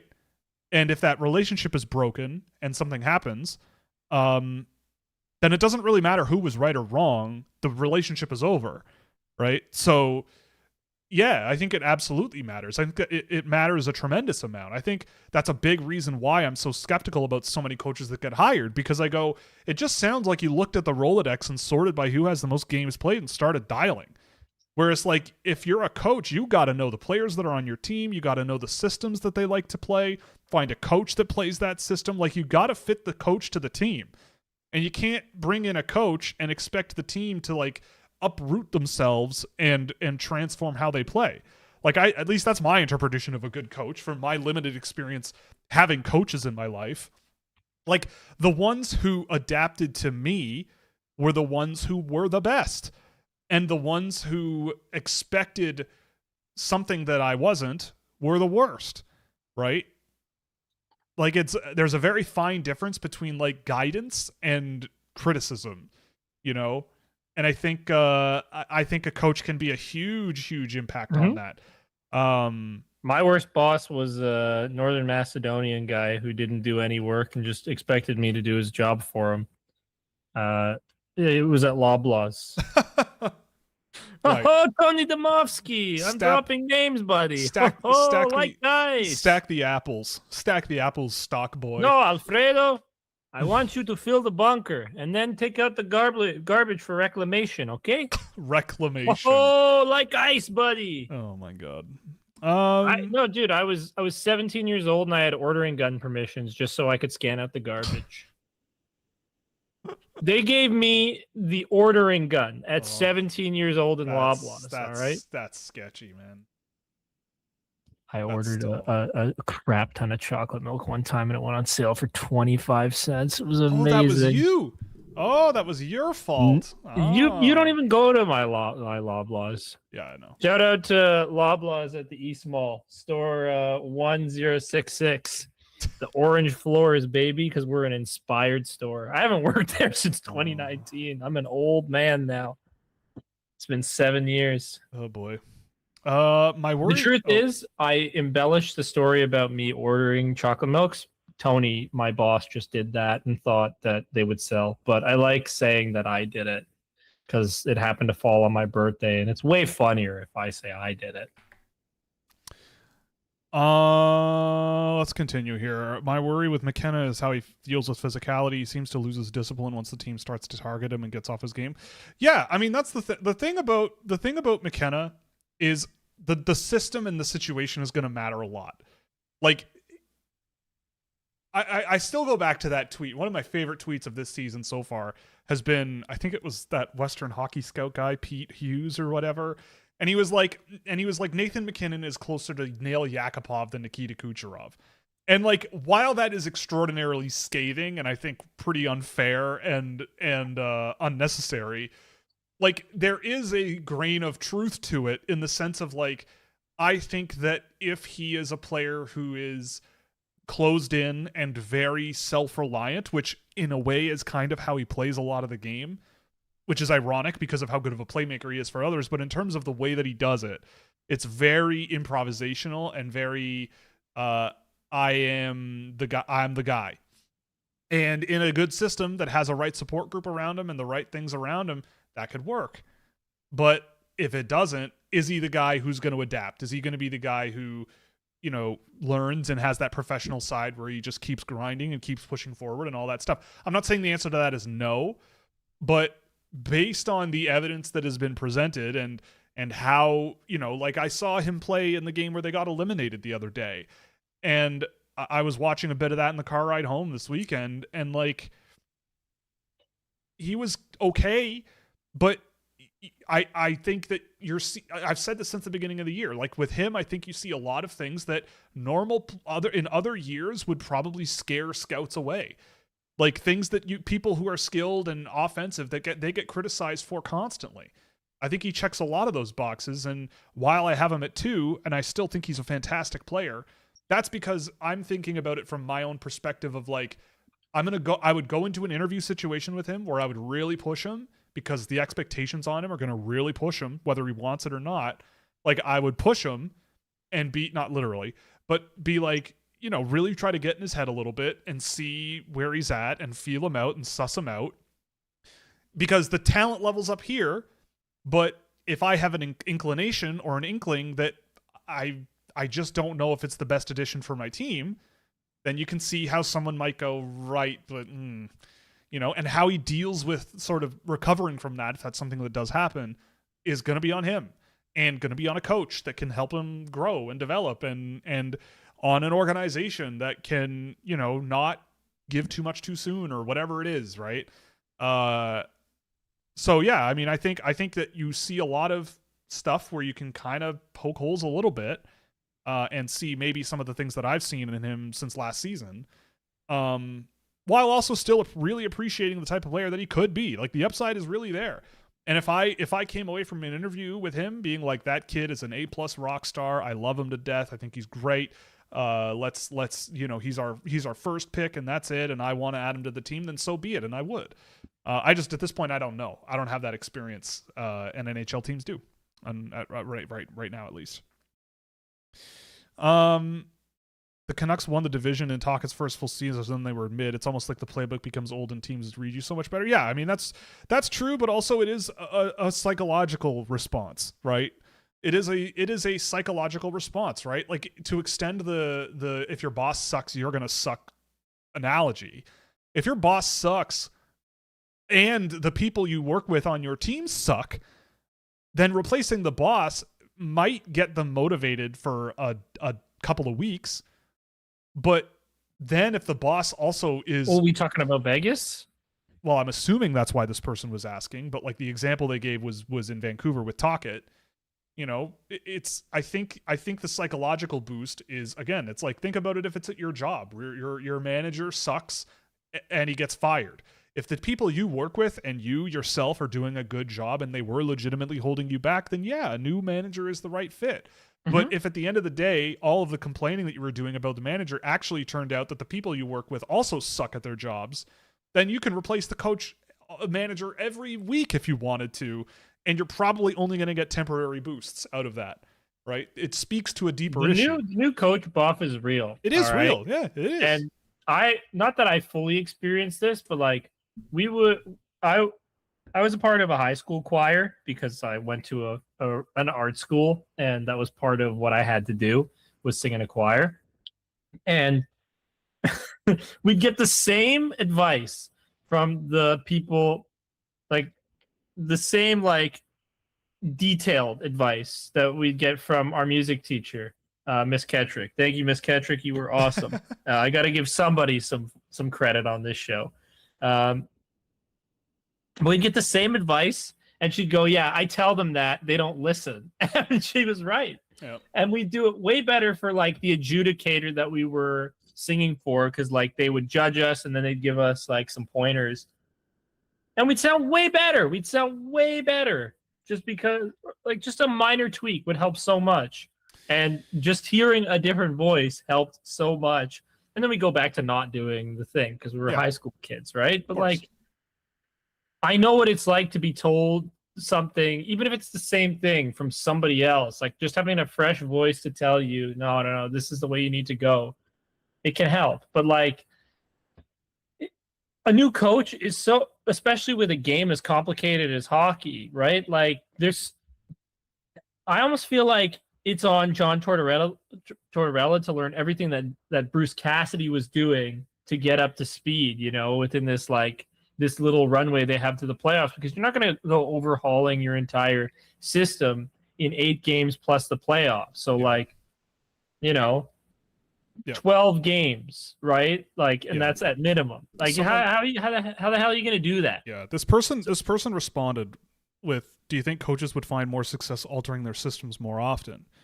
I mean, depends. Like, it has to be, you have to implement it at a different point. Like, you have to implement it at the start of the season or the end of the season. Maybe you can make minor changes, but it's like you can't overhaul everything and expect, like, that's a lot of pressure to put people under. Like, you got to learn something new, and you know, you're not learning. This is not, you're in a sandbox learning on your own how to build sandcastles. This is, you're playing in the NHL, and now you have very different responsibilities, and it's going to be really hard to not mess up. Yeah. Because the training wheels are off, and you have to learn something maybe entirely different. Maybe there's just some minor modifications, but it's so like what baffles me about the Tortorella move is just like there's so little time for him to take stock of this situation and really like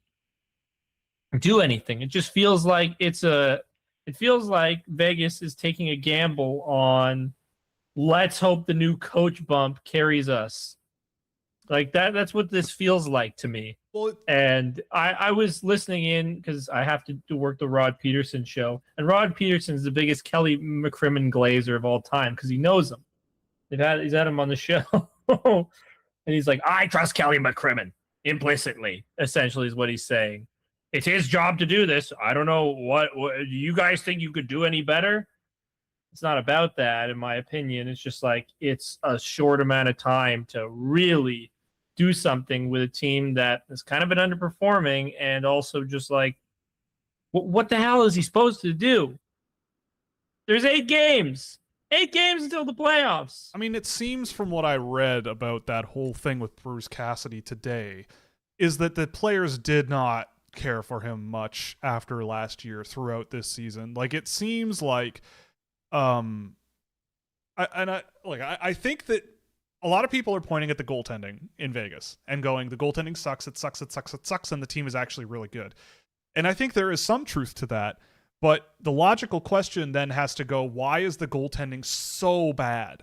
And if why is Ben Hutton on your second pair? Well, I mean, that's something that Will said. That's what you said to me. Well, like their bottom 2 pairs are like Caden Korzak, Ben Hutton, Rasmus Anderson's on that bottom Brandon McNabb. No, Braden McNabb is top pair defense. Right, but I don't care who's specifically where. You get my point. It's like they don't have a great group of defensemen ahead of their goaltending. But also, I think that if a goaltending is a mental position, and if the team is checked out on a coach and they don't care, look at Toronto.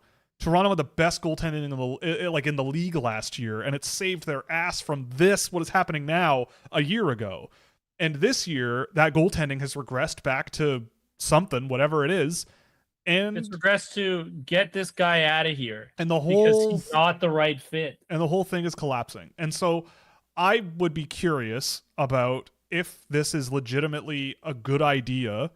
I think I have time for it to be a good idea because, again, like we don't know what the dynamic specifically was like. We weren't in the room. We don't know.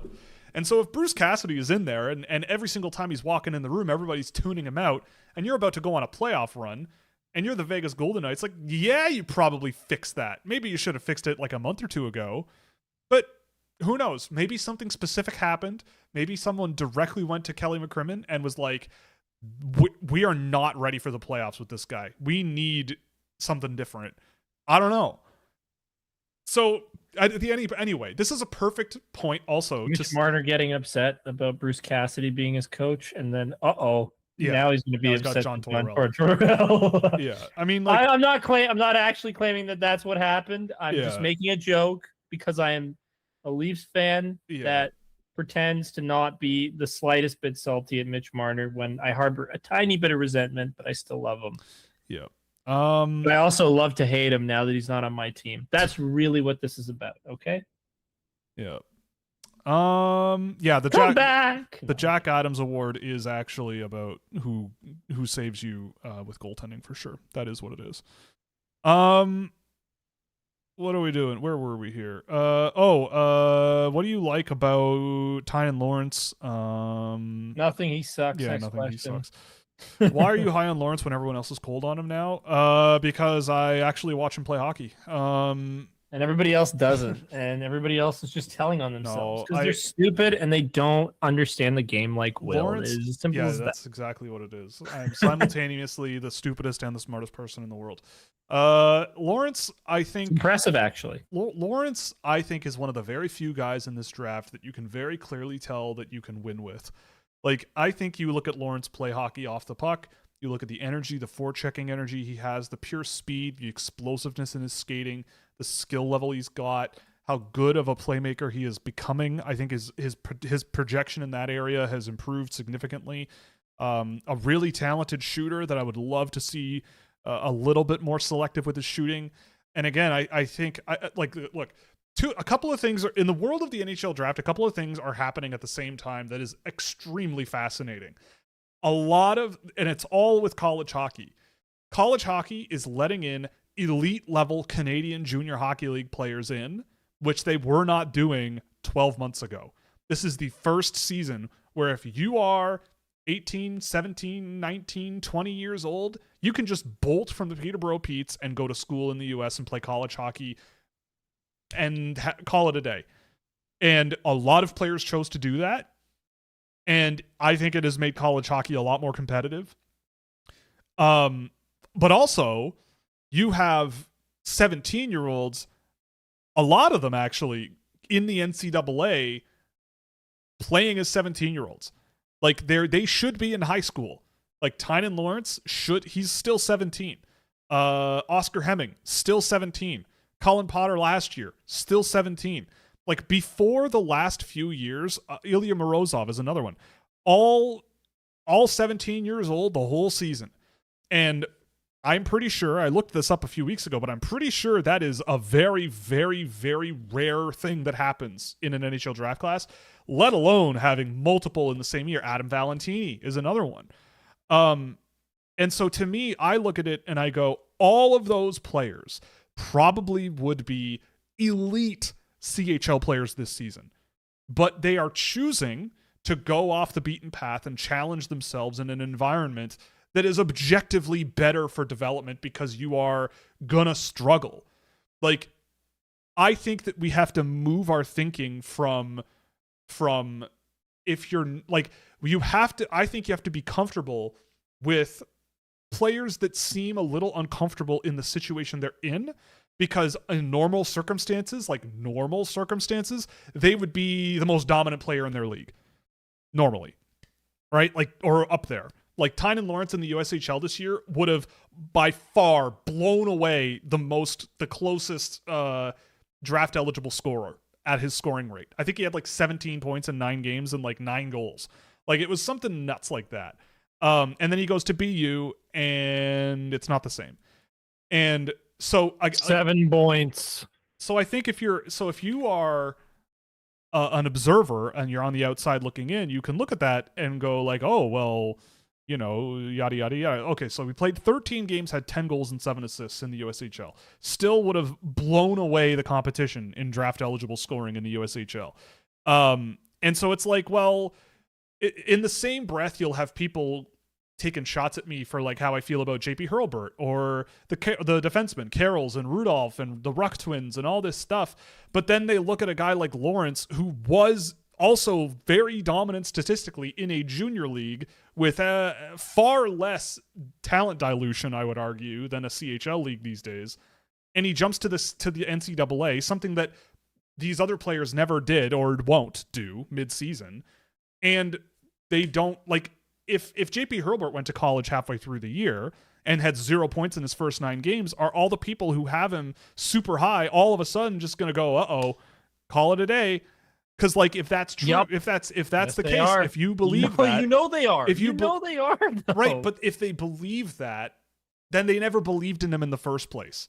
Like, I don't. Or they did, but they believed in points.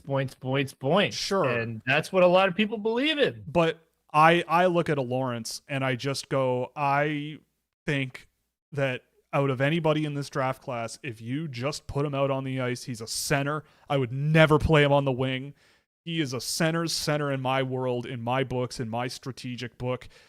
His transition game is excellent. His playmaking game is a little frustrating, but it's growing and it's better than it was. And again, Boston University was not great this year, and he was plopped into their top 6 as a center, as a 17-year-old. He doesn't turn 18 until like after the draft. Like, this is a child playing college hockey. And like, so I look at a guy like that. It's the same thing with Colin Potter last year, who was playing center as well on a team that was okay. They were solid, but they weren't great. And I watch that player play, and I go, I don't know what more I want out of this guy. The puck is just not going in the net, but this guy looks, he's balling out most often, more often than not. And the frustrating bits are like anybody at that age, at that level, probably is having those frustrating bits. And watching all these NCAA guys at this age playing in the NCAA, like they all have some level of concern that is holding them back from being a truly, truly elite level player. McKenna is the obvious, antidote to that. He's the antithesis of that. But on the one hand, he is an 06 or an 07, sorry. He is older. He has had a full extra year of experience at the CHL level than all these other guys at their junior levels. Oliver Suvanto was like a Finnish junior player last year and missed half the season and still ended up a half a point a game in the NCAA this year.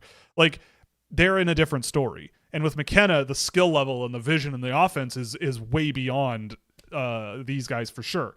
But with a guy like Lawrence, I look at him and I go, what he could be in 5 years if you have someone who believes in him and keeps patting him on the back and telling him to go over the boards and keep doing what he's doing and things will happen. I would take him in a heartbeat. And if he's out anywhere in this draft class past the top 8 or 9, yeah, no, I am pounding the table to draft him, even though he only has 7 points this year. Did you know that this year Cullen Potter was over a point per game? I did, and then he got hurt. I think he was. No, wait, hold on. There's something else I gotta say. He's also a -1, so he sucks. Oh, okay. Sorry, forgot. Who's a better -1? Terrible.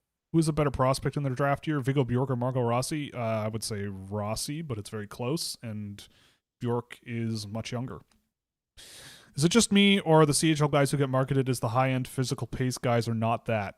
Yeah, you're not wrong. It's not just you. Like, you know this. You watch the World Juniors, and you watch what a four-checker capital F looks like, and it's just something Canada doesn't. Yeah, capital F3. And it can allow defensemen in Canada to struggle because they don't face that type of thing. Brady Martin. Wait, what? Somebody's actually trying against me? Whatever will I do? Brady Martin, like, his game is not that, I don't think. I think he is a physical player. And having seen him this year, though, it's more about his like combination of strength and size and physicality and playmaking and all that stuff that I think is what you're betting on. But you're not gonna surprise me. His game's got to be hard work because you don't learn good values by living by. You can only learn good values if you grow up on a farm and milk the cows. Yeah. By the way, for someone already asked, the phone has not rang. The Toronto Maple Leafs are not going to be hiring me, I don't think. So the phone hasn't rang yet to answer that question. See, mine did. Oh, okay. No. Well, I'll see you there. Of course it didn't. Do you think I would ever get hired to that team? No, you would not. The way I talk about them? You would not. No. It'd be like hiring Steve Dangle for them. Yep. Treliving is going to let Metelli walk for nothing, so who does he score 60 points with next year? Well, wouldn't you love to know it? Because Treliving's gone. Out. Yeah. Metelli could stay. Oh, we got some good suggestions. We got some good suggestions. Someone says we got Jim Rutherford coming to Toronto, or Jim Benning, Peter Chiarelli. Might have something good. No.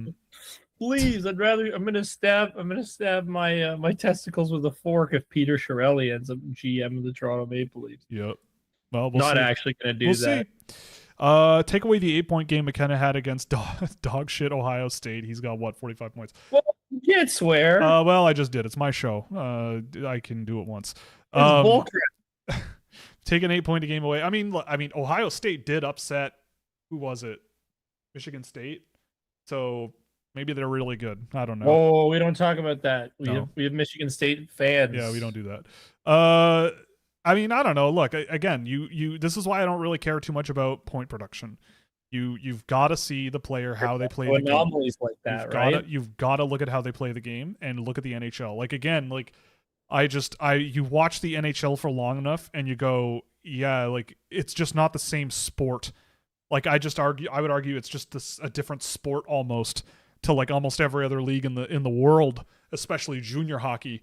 Like it's a different planet. Just the pace, Yeah, right? the Like speed it of it really is and just the the speed. You have no time to yeah. think. No time. Like you gotta be essentially you gotta have everything down to like autopilot, where you're doing it very quick and Yeah. not thinking all that much. And that's kind of the way you got to play eventually, right? Like Yep. it's not about, oh, you shouldn't ever think, but it's about getting it down. I'm trying to remember what the function's called. Um, what is it? Because like I learned it on a Veritasium video, what it's called, like when your brain autopilots something. Working, is it working memory? I don't know. You Some got me. I think it might be like working memory, you know? You just kind of gotta get it down to us. Like there's gonna be a big adjustment period for a lot of guys who go to the NHL because they gotta now think that much faster. And that's where it becomes hard to translate. Yep. You gotta do everything much faster, and you just gotta get used to it. That's really hard. You got to get used to it. I feel like because this class is so defense heavy, would it make sense for a team to trade down? It always makes sense for a team to trade down, baby. Let's do that. Bjork is like nobody. 5'8", probably isn't playing center in the NHL. Well, my friend, he's playing center in the most difficult league in Europe, like by a wide margin. So I think he's gonna be okay. I also do not believe that it is good criticism of a player to just hand wave them away by saying you are X, therefore it's not going to work. Like, to me, that's the same thing as saying like, oh, he's from Estonia, therefore he doesn't understand hockey like we do. It's like, well, cool. Like, I guess if that's the case, but that's really helpful. Yeah, like that's not, and I'm not picking on this person, but like, I don't care how tall you are. Like, I just don't care. Well, you don't look at Brooks Rogowski and think that guy could play on my hockey team. Yeah, like if an no NHL, ifs, ands, or buts. If an NHL team wants to skip out on Viggo Bjork and the idea of him being a center, then number one, I think they're gonna waste him. But also, like, that just means that a smart team is gonna get a really, really good pickup, and and also again, like, his brother is 6'2". His parents are tall. Like, it's entirely possible that he grows like, he's listed at 5'9". Mm-hmm. So if he's listed at 5'11" in 2 years, then who cares? All of these concerns are for nothing. But Will, it doesn't matter unless they're 6 feet. Right. Like, I can't tell you how many times guys are like 5'9", 5'10" when they're drafted, and then they're 6 feet by the time they're 21. It's like, this isn't uncommon. So I just look at that and I go, look, like an SHL, think of how often people complain, this Swedish team is not playing my favorite 5th round pick for more than 2 minutes in a game, where they're wasting away this player. They are doing da-da-da-da-da. And it's like, well, they have a job, right? Like the coach has a job to do. So like, they'll look for any excuse to look at the young player and go, we're going to play someone older than you or more experienced or bigger than you because of blah. They're looking at a 5'8" guy, 5'9" guy who started the year like as a depth forward on that team on the wing. And he's playing like top 6 center, on a decent team in Sweden. Like, I'm sorry, but like, that's pretty good. And if that's the concern, like, I feel like then we have to look at the concerns of all these junior hockey players. Like, could Liam Ruck play first line center in the SHL right now? I would argue no. And he's 2 inches taller, and I would argue less physically developed as a Bjork is, right? Like, I personally just don't really see a concern. And I understand if people do, because they go, he's too small and it won't work. But to me, that just seems like an opportunity if you're a team picking a little later, because I don't see, like, when I see him play, unless you can articulate exactly how his play will struggle, then so be it. But I get the feeling that with how smart he is and how skilled he is, and he can be feisty, I think he's got all the upside in the world to be a really, really good NHL level center, regardless of how big he is. I just could not care less. But who knows? NHL teams will have always found ways to not play. Oh, I know. What? Too much Stockholm, not enough Right. Saskatchewan. Yeah, that's mostly it. What makes you rate Villeneuve so much higher than Blale? I think I believe more in how creative and skilled Villeneuve is, especially as a playmaker. I would argue that, I think Blale is a more, in a way, it's kind of weird. Like, you've got Lane, almost like a better version of Lane Hudson on one hand in Villeneuve to me, and like kind of like his brother in Blale. Like, the reason Tommy Blale for me is much higher than he was a month ago is largely because I've watched a lot of Cole Hudson in the last month and a half and go, okay, this could work. Like, this sort of aggressive, powerful northbound defenseman that has a lot of confidence and a lot of attack mentality that you can develop the defensive side as well over time. I have a lot more time for that than I did a month ago. And I think Blale is a perfect image of that. But I also watch Villeneuve play and I go, yeah, but like also you might be looking at the closest thing to like a Cale Makar. Like, just the skill level, the explosiveness, the creativity, the how absolutely ruthless Villeneuve can be, both at high and lower end speeds of the game. You're in trouble when he's on the ice. And I'm not saying that Blale isn't, but it's just different sides of a similar style of play that I think with Villeneuve there's more diversity to it. And with Blale, I just don't know if it's quite there as much.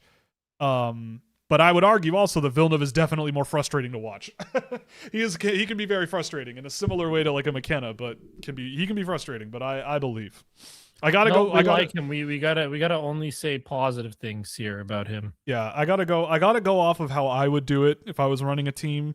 I personally and Will's think gonna draft the Quebecois defenseman. Yeah, just goes to show that if I like you, I like you. It doesn't matter. It doesn't matter where you're from. It could be Estonia.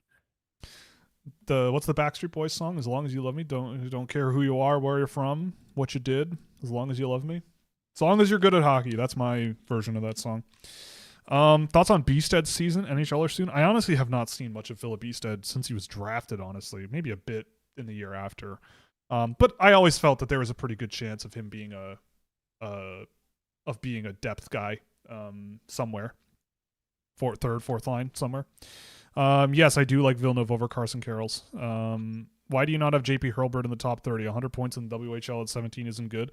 Well, I mean, I've got It's Hurlburt. not. He sucks. No one cares. Next question. I've got Hurlburt at where do I have him now?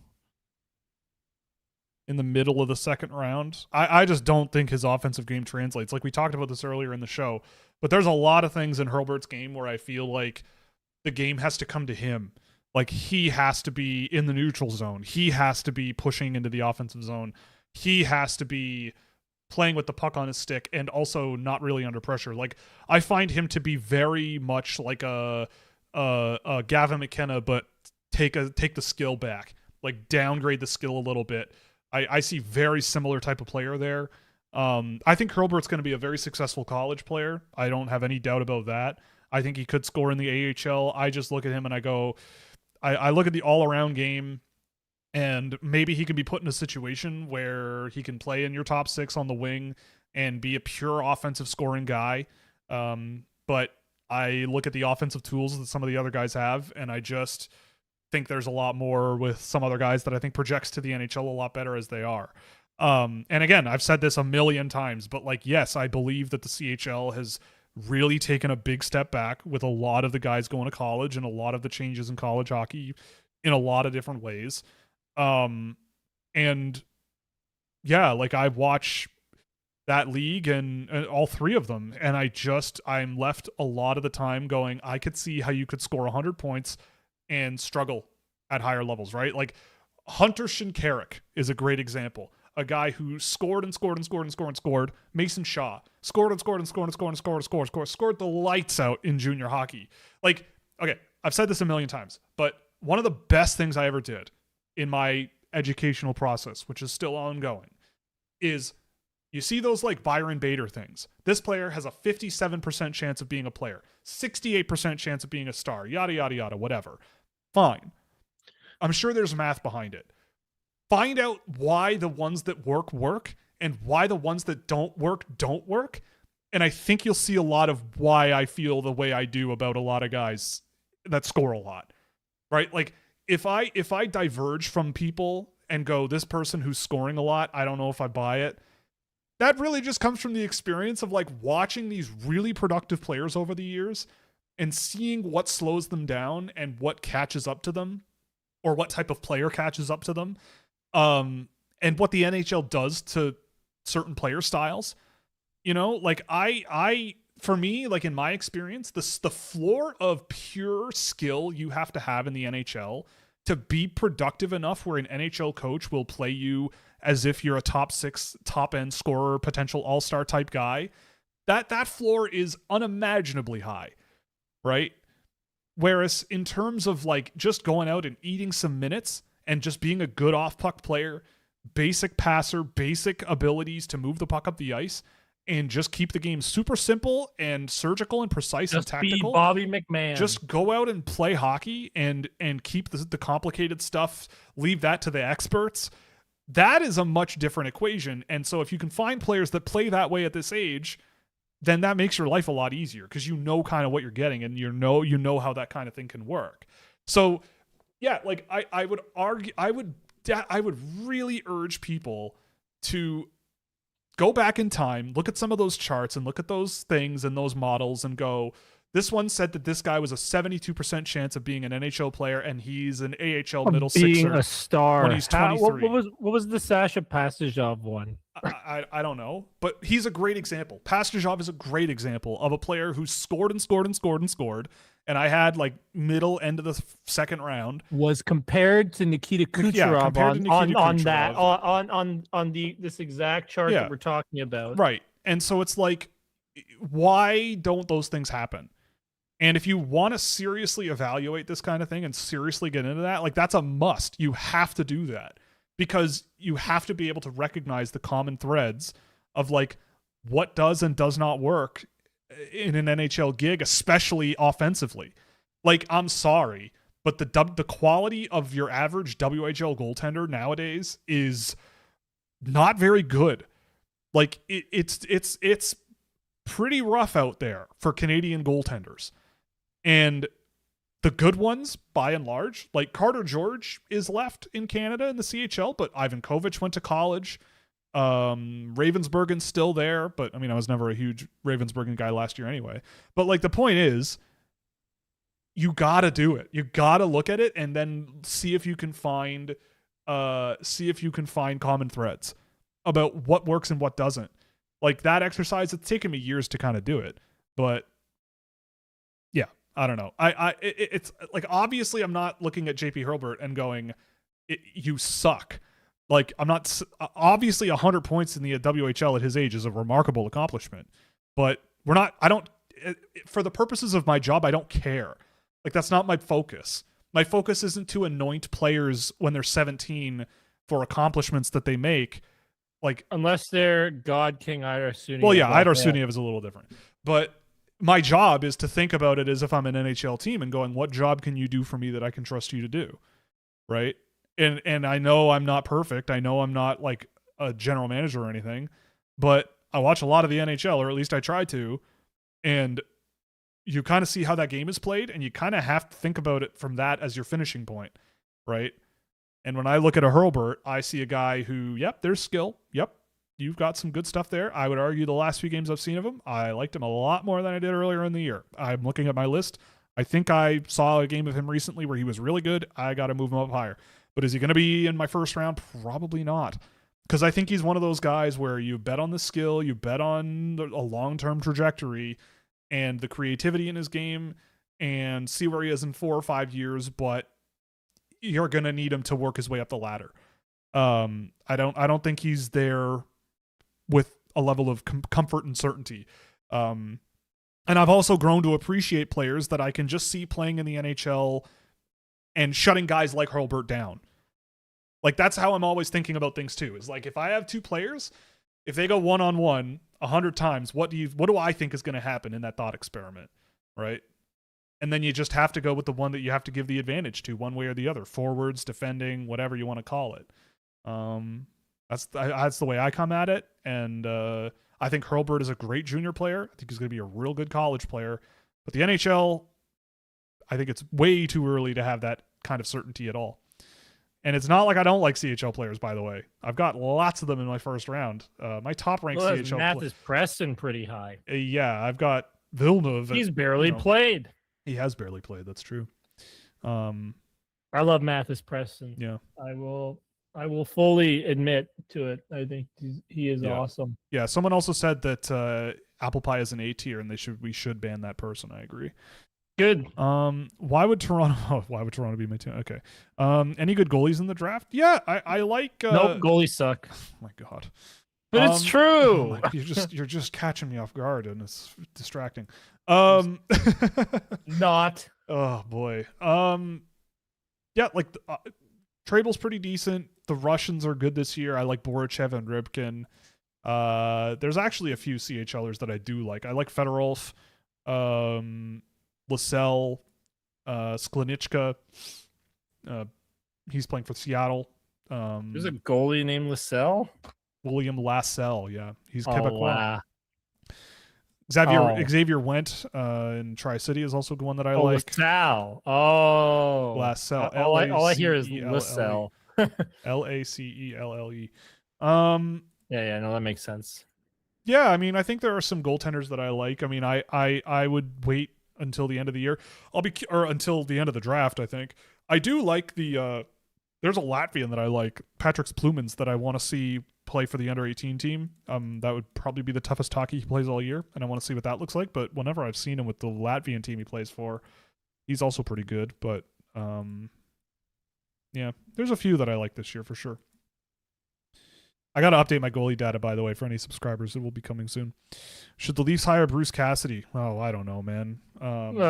Maybe. I'm not sure. All I ask is that you interview people and make a decision in the off season. You take your time, cast a wide net, and I don't care if the Toronto Maple Leafs hire my barber. If they believe that that person is the right fit for the job because they've done lots and lots of interviews, then so be it. Someone actually in the chat mentioned that the women's hockey coach of the Minnesota Golden Gophers may deserve a call, and I don't see why not. I mean, he's won almost 80% of the games that he's coached for that team, and I mean, I'm not saying that I know too much about him or anything, but if that's a person that has a vision that lines up with something that you think could work, fine, great. That's great. So sure. If you do that and Bruce Cassidy's the guy that sticks out and you really want him on your group, then great. But from what it seems like Bruce Cassidy did to sour his relationship with his own players, which it seems like was going at him for being not very good against Edmonton in the playoffs and calling them out, the Toronto Maple Leafs really historically have never appreciated a coach that does that either. Whenever Sheldon Keefe did that, he was basically trotted out in front of the media the next day to be like, okay, never mind. Sorry. I didn't mean to actually say what I said. It's like, if anyone is going to work with that group, it might not be someone who will go in front of the whole team and start calling guys out. You might need to think a little more creatively than that. But whatever, who knows? I don't know. Which is the best Indiana Jones movie? Ooh, I never saw any of them. So I'm not the right person to ask. How could you not? Well, they haven't been sent to me yet to watch for free. Okay, so I haven't seen them yet. Sorry. I mean, it's got to be Raiders of the Lost Ark. I mean, it's got to be for me at least. I think it's just so good. And I just went on the Wikipedia page and saw that apparently Tom Selleck was cast as Indiana Jones originally, and it wasn't Harrison Ford. That would have been whack. But yeah, Will hates this world. What, the one where Harrison Ford is Indiana Jones instead? Isn't. Oh, isn't. Yeah, that one, that's the worst timeline for sure. That's what I'm saying. Yeah. But it looks like they also, who else did they interview for this? It was listed with a whole bunch of names. Bill Murray. Nick Nolte, that would have been fun. Steve Martin, Chevy Chase, Jack Chevy Nicholson, Chase. Oh no. Jeff Bridges, Sam Elliott. Sam Elliott as Indiana Jones would be kind of fun. That would be kind of funny. But anyway, I think they got the right they got guy. the right guy. They did the right call. Yeah. If I were to blame anyone, it would be Aquilini. So this is for Vancouver. I mean, I would believe it. See, believe this it. is what I'm saying. Yeah. Sell the team. Sell them. Sell the I'll team. buy them. No, you won't. I'll get an AI you program can't. to make me money, and then I will. Can you afford a print the house money. in Toronto? No. Then you can't buy the Vancouver Canucks. Watch it's as me. simple as that. Watch me. Oh, what are you gonna do? You gonna put your life savings on shorting something? Maybe. What are you gonna short? John Tortorella's coaching days in Vegas. I'm gonna short your future. That's what I'm gonna do. Well, then you're gonna fail. You're gonna absolutely fail. Just knowing that, I'm gonna work 10 times harder to make you lose all your money. Okay. Felix Trudeau. Honestly, honestly, I have not seen Felix Trudeau play this season. So I don't know. But you know, I mean, holy crap, he scored 25 goals this year. Damn. Okay. Well, I don't know. He's first overall on my board. 25 goals this year is pretty incredible. Yeah. I don't even remember what conference is Sacred Heart in. Are they in? Is it Atlantic? Yeah. So okay. So he is on the second best team in Atlantic hockey, which is absolutely the worst conference in the NCAA. Generally speaking, I would expect him to be in the minor leagues. I think, like, I remember when Leaf fans were excited about getting Joey Duzak, the defenseman, and he was basically a Marley the whole time. I'm obviously speaking from a point where I don't know much about this player, but the track record is not super Will's promising, mental model says AHL player. Yeah, and that's what matters. It does not say Nikita Kucherov future star probability 96% or something like that. Yeah. You know? Have you watched any Nazar Pravalov? Oh yeah, and he's awesome. He's sick. He's awesome. By the way, I was not scouting and driving yesterday. I was in the passenger seat. Thank you very much. It's nice to have friends who like to drive long distances because they can do it, and then I get to do whatever. I have friends who drive because I don't. That's true. Where can I submit my mock draft for review? You can share it directly from the app. Share it in the Discord. Yeah, share it in the Discord. Yeah, we'll make a TXT file. It's gonna be great. We'll make fun of you. Is there your terrible takes? Yeah. Is there a team who you feel should trade down in the top 5? Mine would be Florida because their issues are depth related. Yeah, I mean, I think any team should be letting the phone ring this year. I would. Or don't. You know, like, who knows? It depends on what the offer is. Like, I think the world operates people want an answer that's very like, oh, the one size fits all solution. The reality is things develop and change, and you never know who's available. Like, let's say, okay, Will, Florida. So Florida is what? They have the 5th overall pick this year. I believe that is their slot. Yes. Wow. Okay. As of right now. I think. Okay. Yeah, they're 5th. Your 3rd ranked player is Lawrence. Well, okay, you can trade down. Bjork, Smits, those guys are going to be gone if you trade down, I think, especially Smits. If you love Schmitz, then you got to get him. Well, if you want a good D-man on your team, you know. It's true. That's what he said. This is what he said, man. Albert Smith just feels like a Florida Panther. I could see it. I mean, yeah, it depends on what you're getting, though. It depends. Yeah, but yeah, you're right. But it does all depend. I do think now that you've said it, Florida could be a really good option just because, like, you could probably trade down and get Mathis, Preston, and Tynan Lawrence. Yeah. Which is stupid. That shouldn't be legal. That should not be allowed. But Carolina, have fun. Yeah. Yeah, I actually, someone there messaged me and said, "Yep, that's just that's what they do. That's That's what what the they're. plan is. It's they know it. They know it's a meme at this point. They know. That's what the Oh, plan is. Ottawa signed Hoyt Stanley. That's fun. He's a decent player. Do you think that's what the plan is for Carolina? Well, Carolina is obsessed with value. That's all they care about. Do you think? I could see Mathis Preston being a Carolina Hurricane? No, like I'm very they're not calm. doing that. They're not doing I'd that. be pretty surprised. Yeah. Really? Yeah. Really? I just don't think he's their type of player. What? At least not like. But he's good. Yeah, like Your type of player is good. Yeah, but Carolina, if he's like if he was there in the third round, then yeah, I think they would. But they're not gonna draft him like 7th if they had the pick.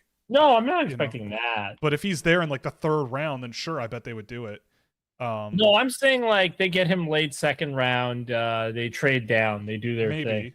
Maybe, but I don't think he's there. I don't think he's a type of player that would be like a target for them from what I've heard over the years about. You'd be surprised at how many players they have really high on their list over the years where you're like, really? But, what was I doing? But yeah, I don't know. That's just a talk. You know they're going to do the right thing.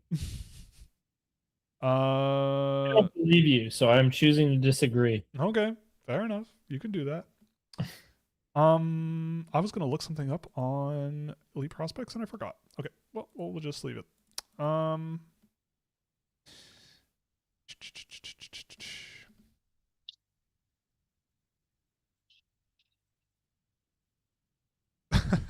Being the smartest and dumbest person simultaneously would technically make me Randy Marsh of scouting. That's true, actually.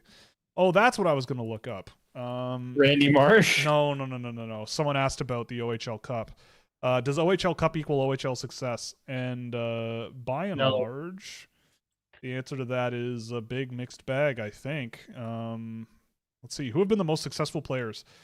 Michael Misa, Corey Perry, Connor McDavid, Anthony Stewart, Shane Wright, Tyler Donati, Cody Vittorelli, Sam Gagne, Jake O'Brien, Michael Hage, Sean Courtney, Mike Petizian. I remember Mike Petizian. John McFarland. Oh, the John McFarland hype cycle was pretty crazy. Andrew Abu Asali, whoever that is, he was just as good on paper, if not better, than Porter Martone. So there's that. Tyler Sagan. It's a mixed bag. I mean, if you are truly the elite of the elite, even then, Sam Gagne, Tyler Sagan, also Braden Grima, and JD Falconer. Like, these are all guys who have scored a lot at this tournament. But, I mean, obviously the good players will perform well, you would think. Yeah, like, I don't know. I think it's very noisy. Yeah, we'll say very noisy. If you didn't put up the same numbers as Celebrini did, you obviously suck. Exactly, yeah. Avalanche put 5 goals and 26 shots in the first period against the Flames. That sounds about right. I also would agree with you that Yegor Surin is closer to Brady, what people think Brady Martin is, than Brady Martin. I would agree with that. Any player in this draft you could compare to Alexander Nikishin? William Hokanson, maybe? Who's overhyped in mid? Because that's Alexander Nikishin. One of the Hokanson Gaulier types. You know what? Maybe even like a Carson Carrolls, maybe? Maybe. I don't know. Probably not. Yeah, I'm going to draft a 3'2" center, exactly. Yeah. He has to. Alex Karmanov, is there anything besides humongous big? Well, yeah, I mean, he is a hockey player. Like, he can play hockey. I just think he's a really far way away. And he's a big flyer. Literally a big flyer. Maybe he will be a big flyer and be drafted by the Philadelphia Flyers at some point. Cole Caulfield is second in NHL goal scoring. Size doesn't matter. Right, but the discussion was about centers. And I mean, look, like, again, like, if you appeal to authority and say they don't exist in the NHL, that's not, to me, part of the argument. That's not what we're talking about. Like, just because an NHL team is averse to it, and almost all of them are, like, it doesn't mean it doesn't work. Like, when has it been tried? Like, a lot of the time, these smaller guys will just get removed from being center in the first place. So, like, obviously there aren't any, right? I'm just of the belief that I know where my hockey puck is.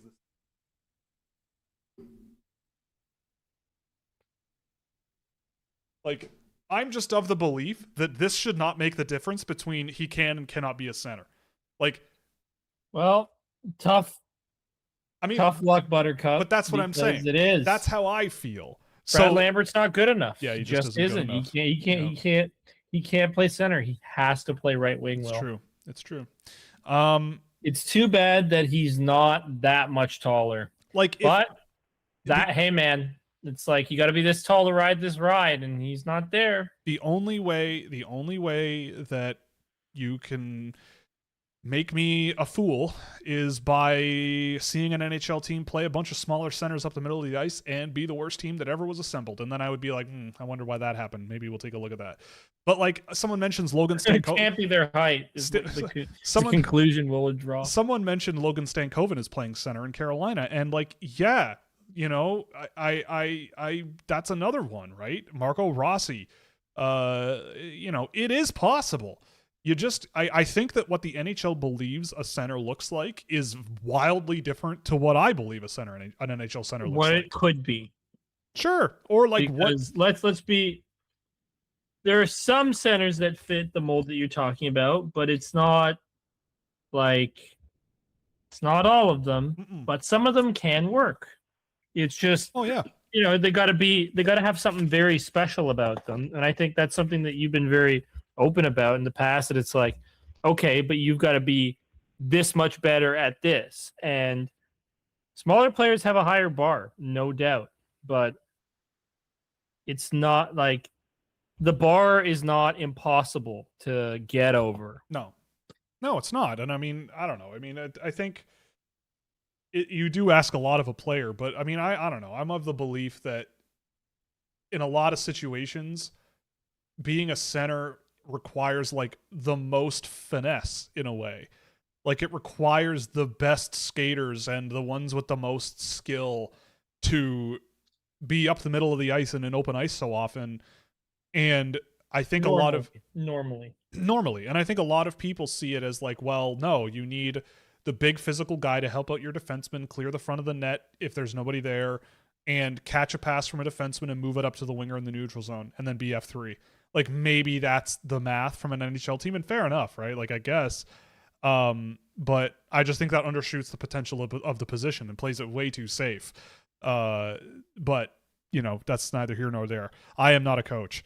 All right, let's catch up here. Will can be if you call him to. He'll try. Sure, maybe. Try. I'll try. You want to give me a job so long as I'm getting paid? Yeah. Better than I get paid now. Maybe. Yep. Sasha Pastujov has 51 points in 64 AHL games. I mean, but that's the point, right? Like you can score in the American, like it's you got to find why guys like that will score in the American Hockey League and still can't crack the NHL. Pastujov is 23 now. Like he'll be on waivers. Yeah. He'll be on waivers next year.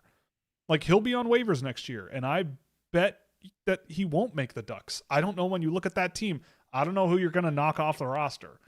Well, Mason McTavish, obviously. Maybe, sure.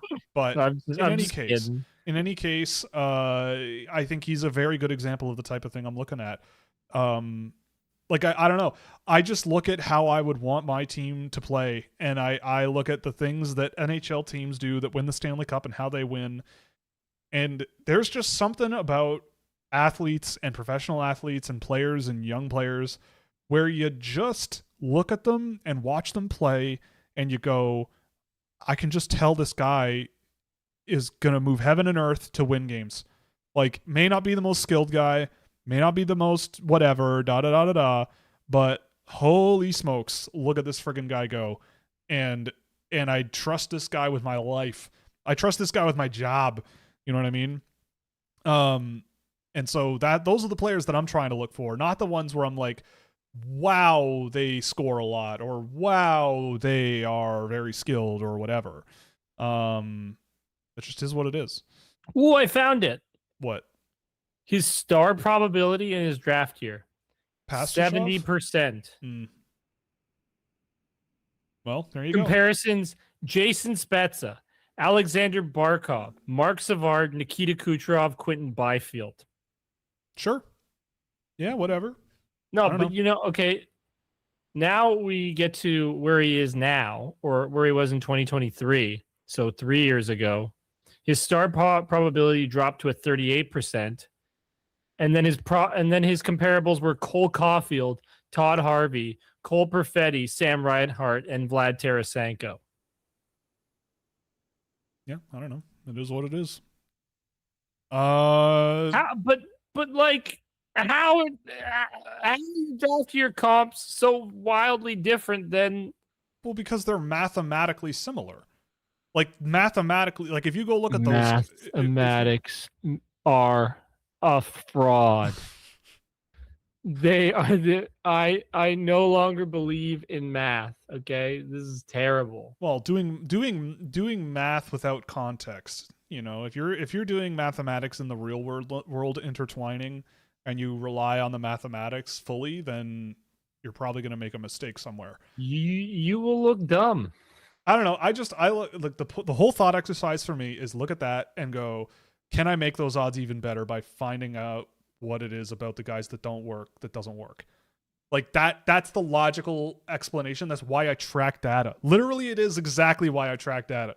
Because I go, it can't just be this it can't be this easy. It can't be you can do better than this. You can do better than this. And it's not that I have tracked data that like models better, but it's like I feel way more comfortable and informed about a player than just by going off of a mathematical model. Like it's just there's something about it that is different, and you need to do both. Apparently someone thinks you're drunk. Me, Yeah. no. I'm Albert, just having fun. what's the buzz on Gustafson or other I scouts don't as high on him drink. as you are? I like That's problematic. what? What? I don't drink. Well, this person doesn't know that. Yeah, the buzz on Gustafson. I think with Gustafson, it's an upside swing. Like you're betting on the trajectory of his career to this point. He has grown so much in his game over the course of this season, from the start of the year to now, that I think that if he is, I think if he's going to be a guy who, just keeps going on this track, I think he has so much in the tank that's so good. Like his defensive game, I think, has really grown. His report is coming out this week, so you'll be able to see a lot of what I'm talking about. His physical game is, I think he's the best, most well refined, purely defense first guy out there. Just the way he tracks the ice, the way he closes gaps, the way he stick checks, the way he attacks along the boards, and does it against men. Like most of the games I believe I tracked this season by the end of the year were against the SHL competition, and he did not look uncomfortable there far more often than not. And that's not easy to do. His worst moments were in the junior leagues this year, which was very strange. But I just saw a player where it's like, you know what, you give this kid a few years. I wouldn't think he's an NHL player for a while, but you give him 3, 4, 5 years and he could develop into a real problematic two-way sort of 35, 65 defensive leaning guy, who just eats a bunch of minutes and plays really, really, really, really good hockey. But all those defensemen with him and Verhoff and Reed and Villeneuve and Schmitz especially, you could flip those guys around in any order, and I'd go, I get it. I totally understand why you'd want this guy over this guy or this guy over this guy. I totally get it. I know who I find most exciting in that group. I know who I like the most. I know who has the most upside. I know whatever, but it depends on your priority and what your team knows is in your wheelhouse and what kind of system you want to deploy. I know which one you could argue those guys in any order, in my opinion. Who from the 26th draft is the best on defensive zone retrievals? I think we talked about this a little bit, but I don't remember who I said, but I think Reed was one that came up. He's pretty good at it. When he's focused, I'd say Villeneuve as well. Gustafson, in terms of handling a forecheck, I'd say Gustafson is up there too. Maybe Ryan Lynn, something like that. Preston at the minimum is going in the second. You might be right, man. You might be right. Most fun name to say in this draft class. Juho Piparinen is pretty elite. That's a pretty good one. Anyone named Wigo is good in my books as well. Who cares what their last name is? Wigo. Uh, His name is Bjork. That's even better. yeah, Bjork, Viggo Bjork. I'm biased because I'm about to edit a game tape. Yep. We should get out of here. It's 10:30. Oh shit, it is, eh? Okay. Well, then yeah, we got to the end of the chat anyway. So that's it then. Oh, we did. Yeah, Simas Excellent. Ignatovic is up there. So yeah. Anyway, that's good Yes. timing. We caught up. Thanks for Also, watching. What? not drunk. Seriously, not drunk, which I think is hilarious. Did you know I've never been drunk in my life? Well, good for you. Yeah. Send your medal in the mail. Please do. I want a medal from the person who commented that, by the way. That's what I actually want. We'll be back on Thursday afternoon at 2 p.m. I will be there. You will be there. Yeah, I will be there. We're going to have, again, a couple reports between now and then. We'll do one tomorrow and one Wednesday. The simulator is now updated, so check it out. I am hoping to get the Ruck Twins video out maybe Monday? Maybe? Subs will get multiple Scouching reports tomorrow through the Discord server. Someone asked about accessing the Discord server. It is done through the membership program or Scouching.ca, so if you want, get yourself a subscription. Call it a day after that. Just give me your money. Buy me a million coffees. Honestly, just once, and you can stick around in the That's true. Discord. We don't kick people out. So if you want to just pay to be in the Discord, you'll probably get access to videos early too. You will, yeah. Just by proxy. So even if you pay once, like you're golden, you know. True. If you want to play that way. And then the ranking. By the end of this week, I think by the weekend this year it should be done for subscribers, and then later next week we'll make them public. So the framework is starting to happen. This is the last week of tracking before I solidify those. I feel okay about it as it is, and we'll see you Thursday afternoon, 2 p.m. Eastern time. We and again, play around with the simulation tool, try to break it, show me what you got, send me your work, and we'll see you around. Thanks very much. And I don't know, AJ, any parting words like Brad Treliving? Being gone? In Britain we trust. Leaves for Cup 2027. We so back, baby. We so back.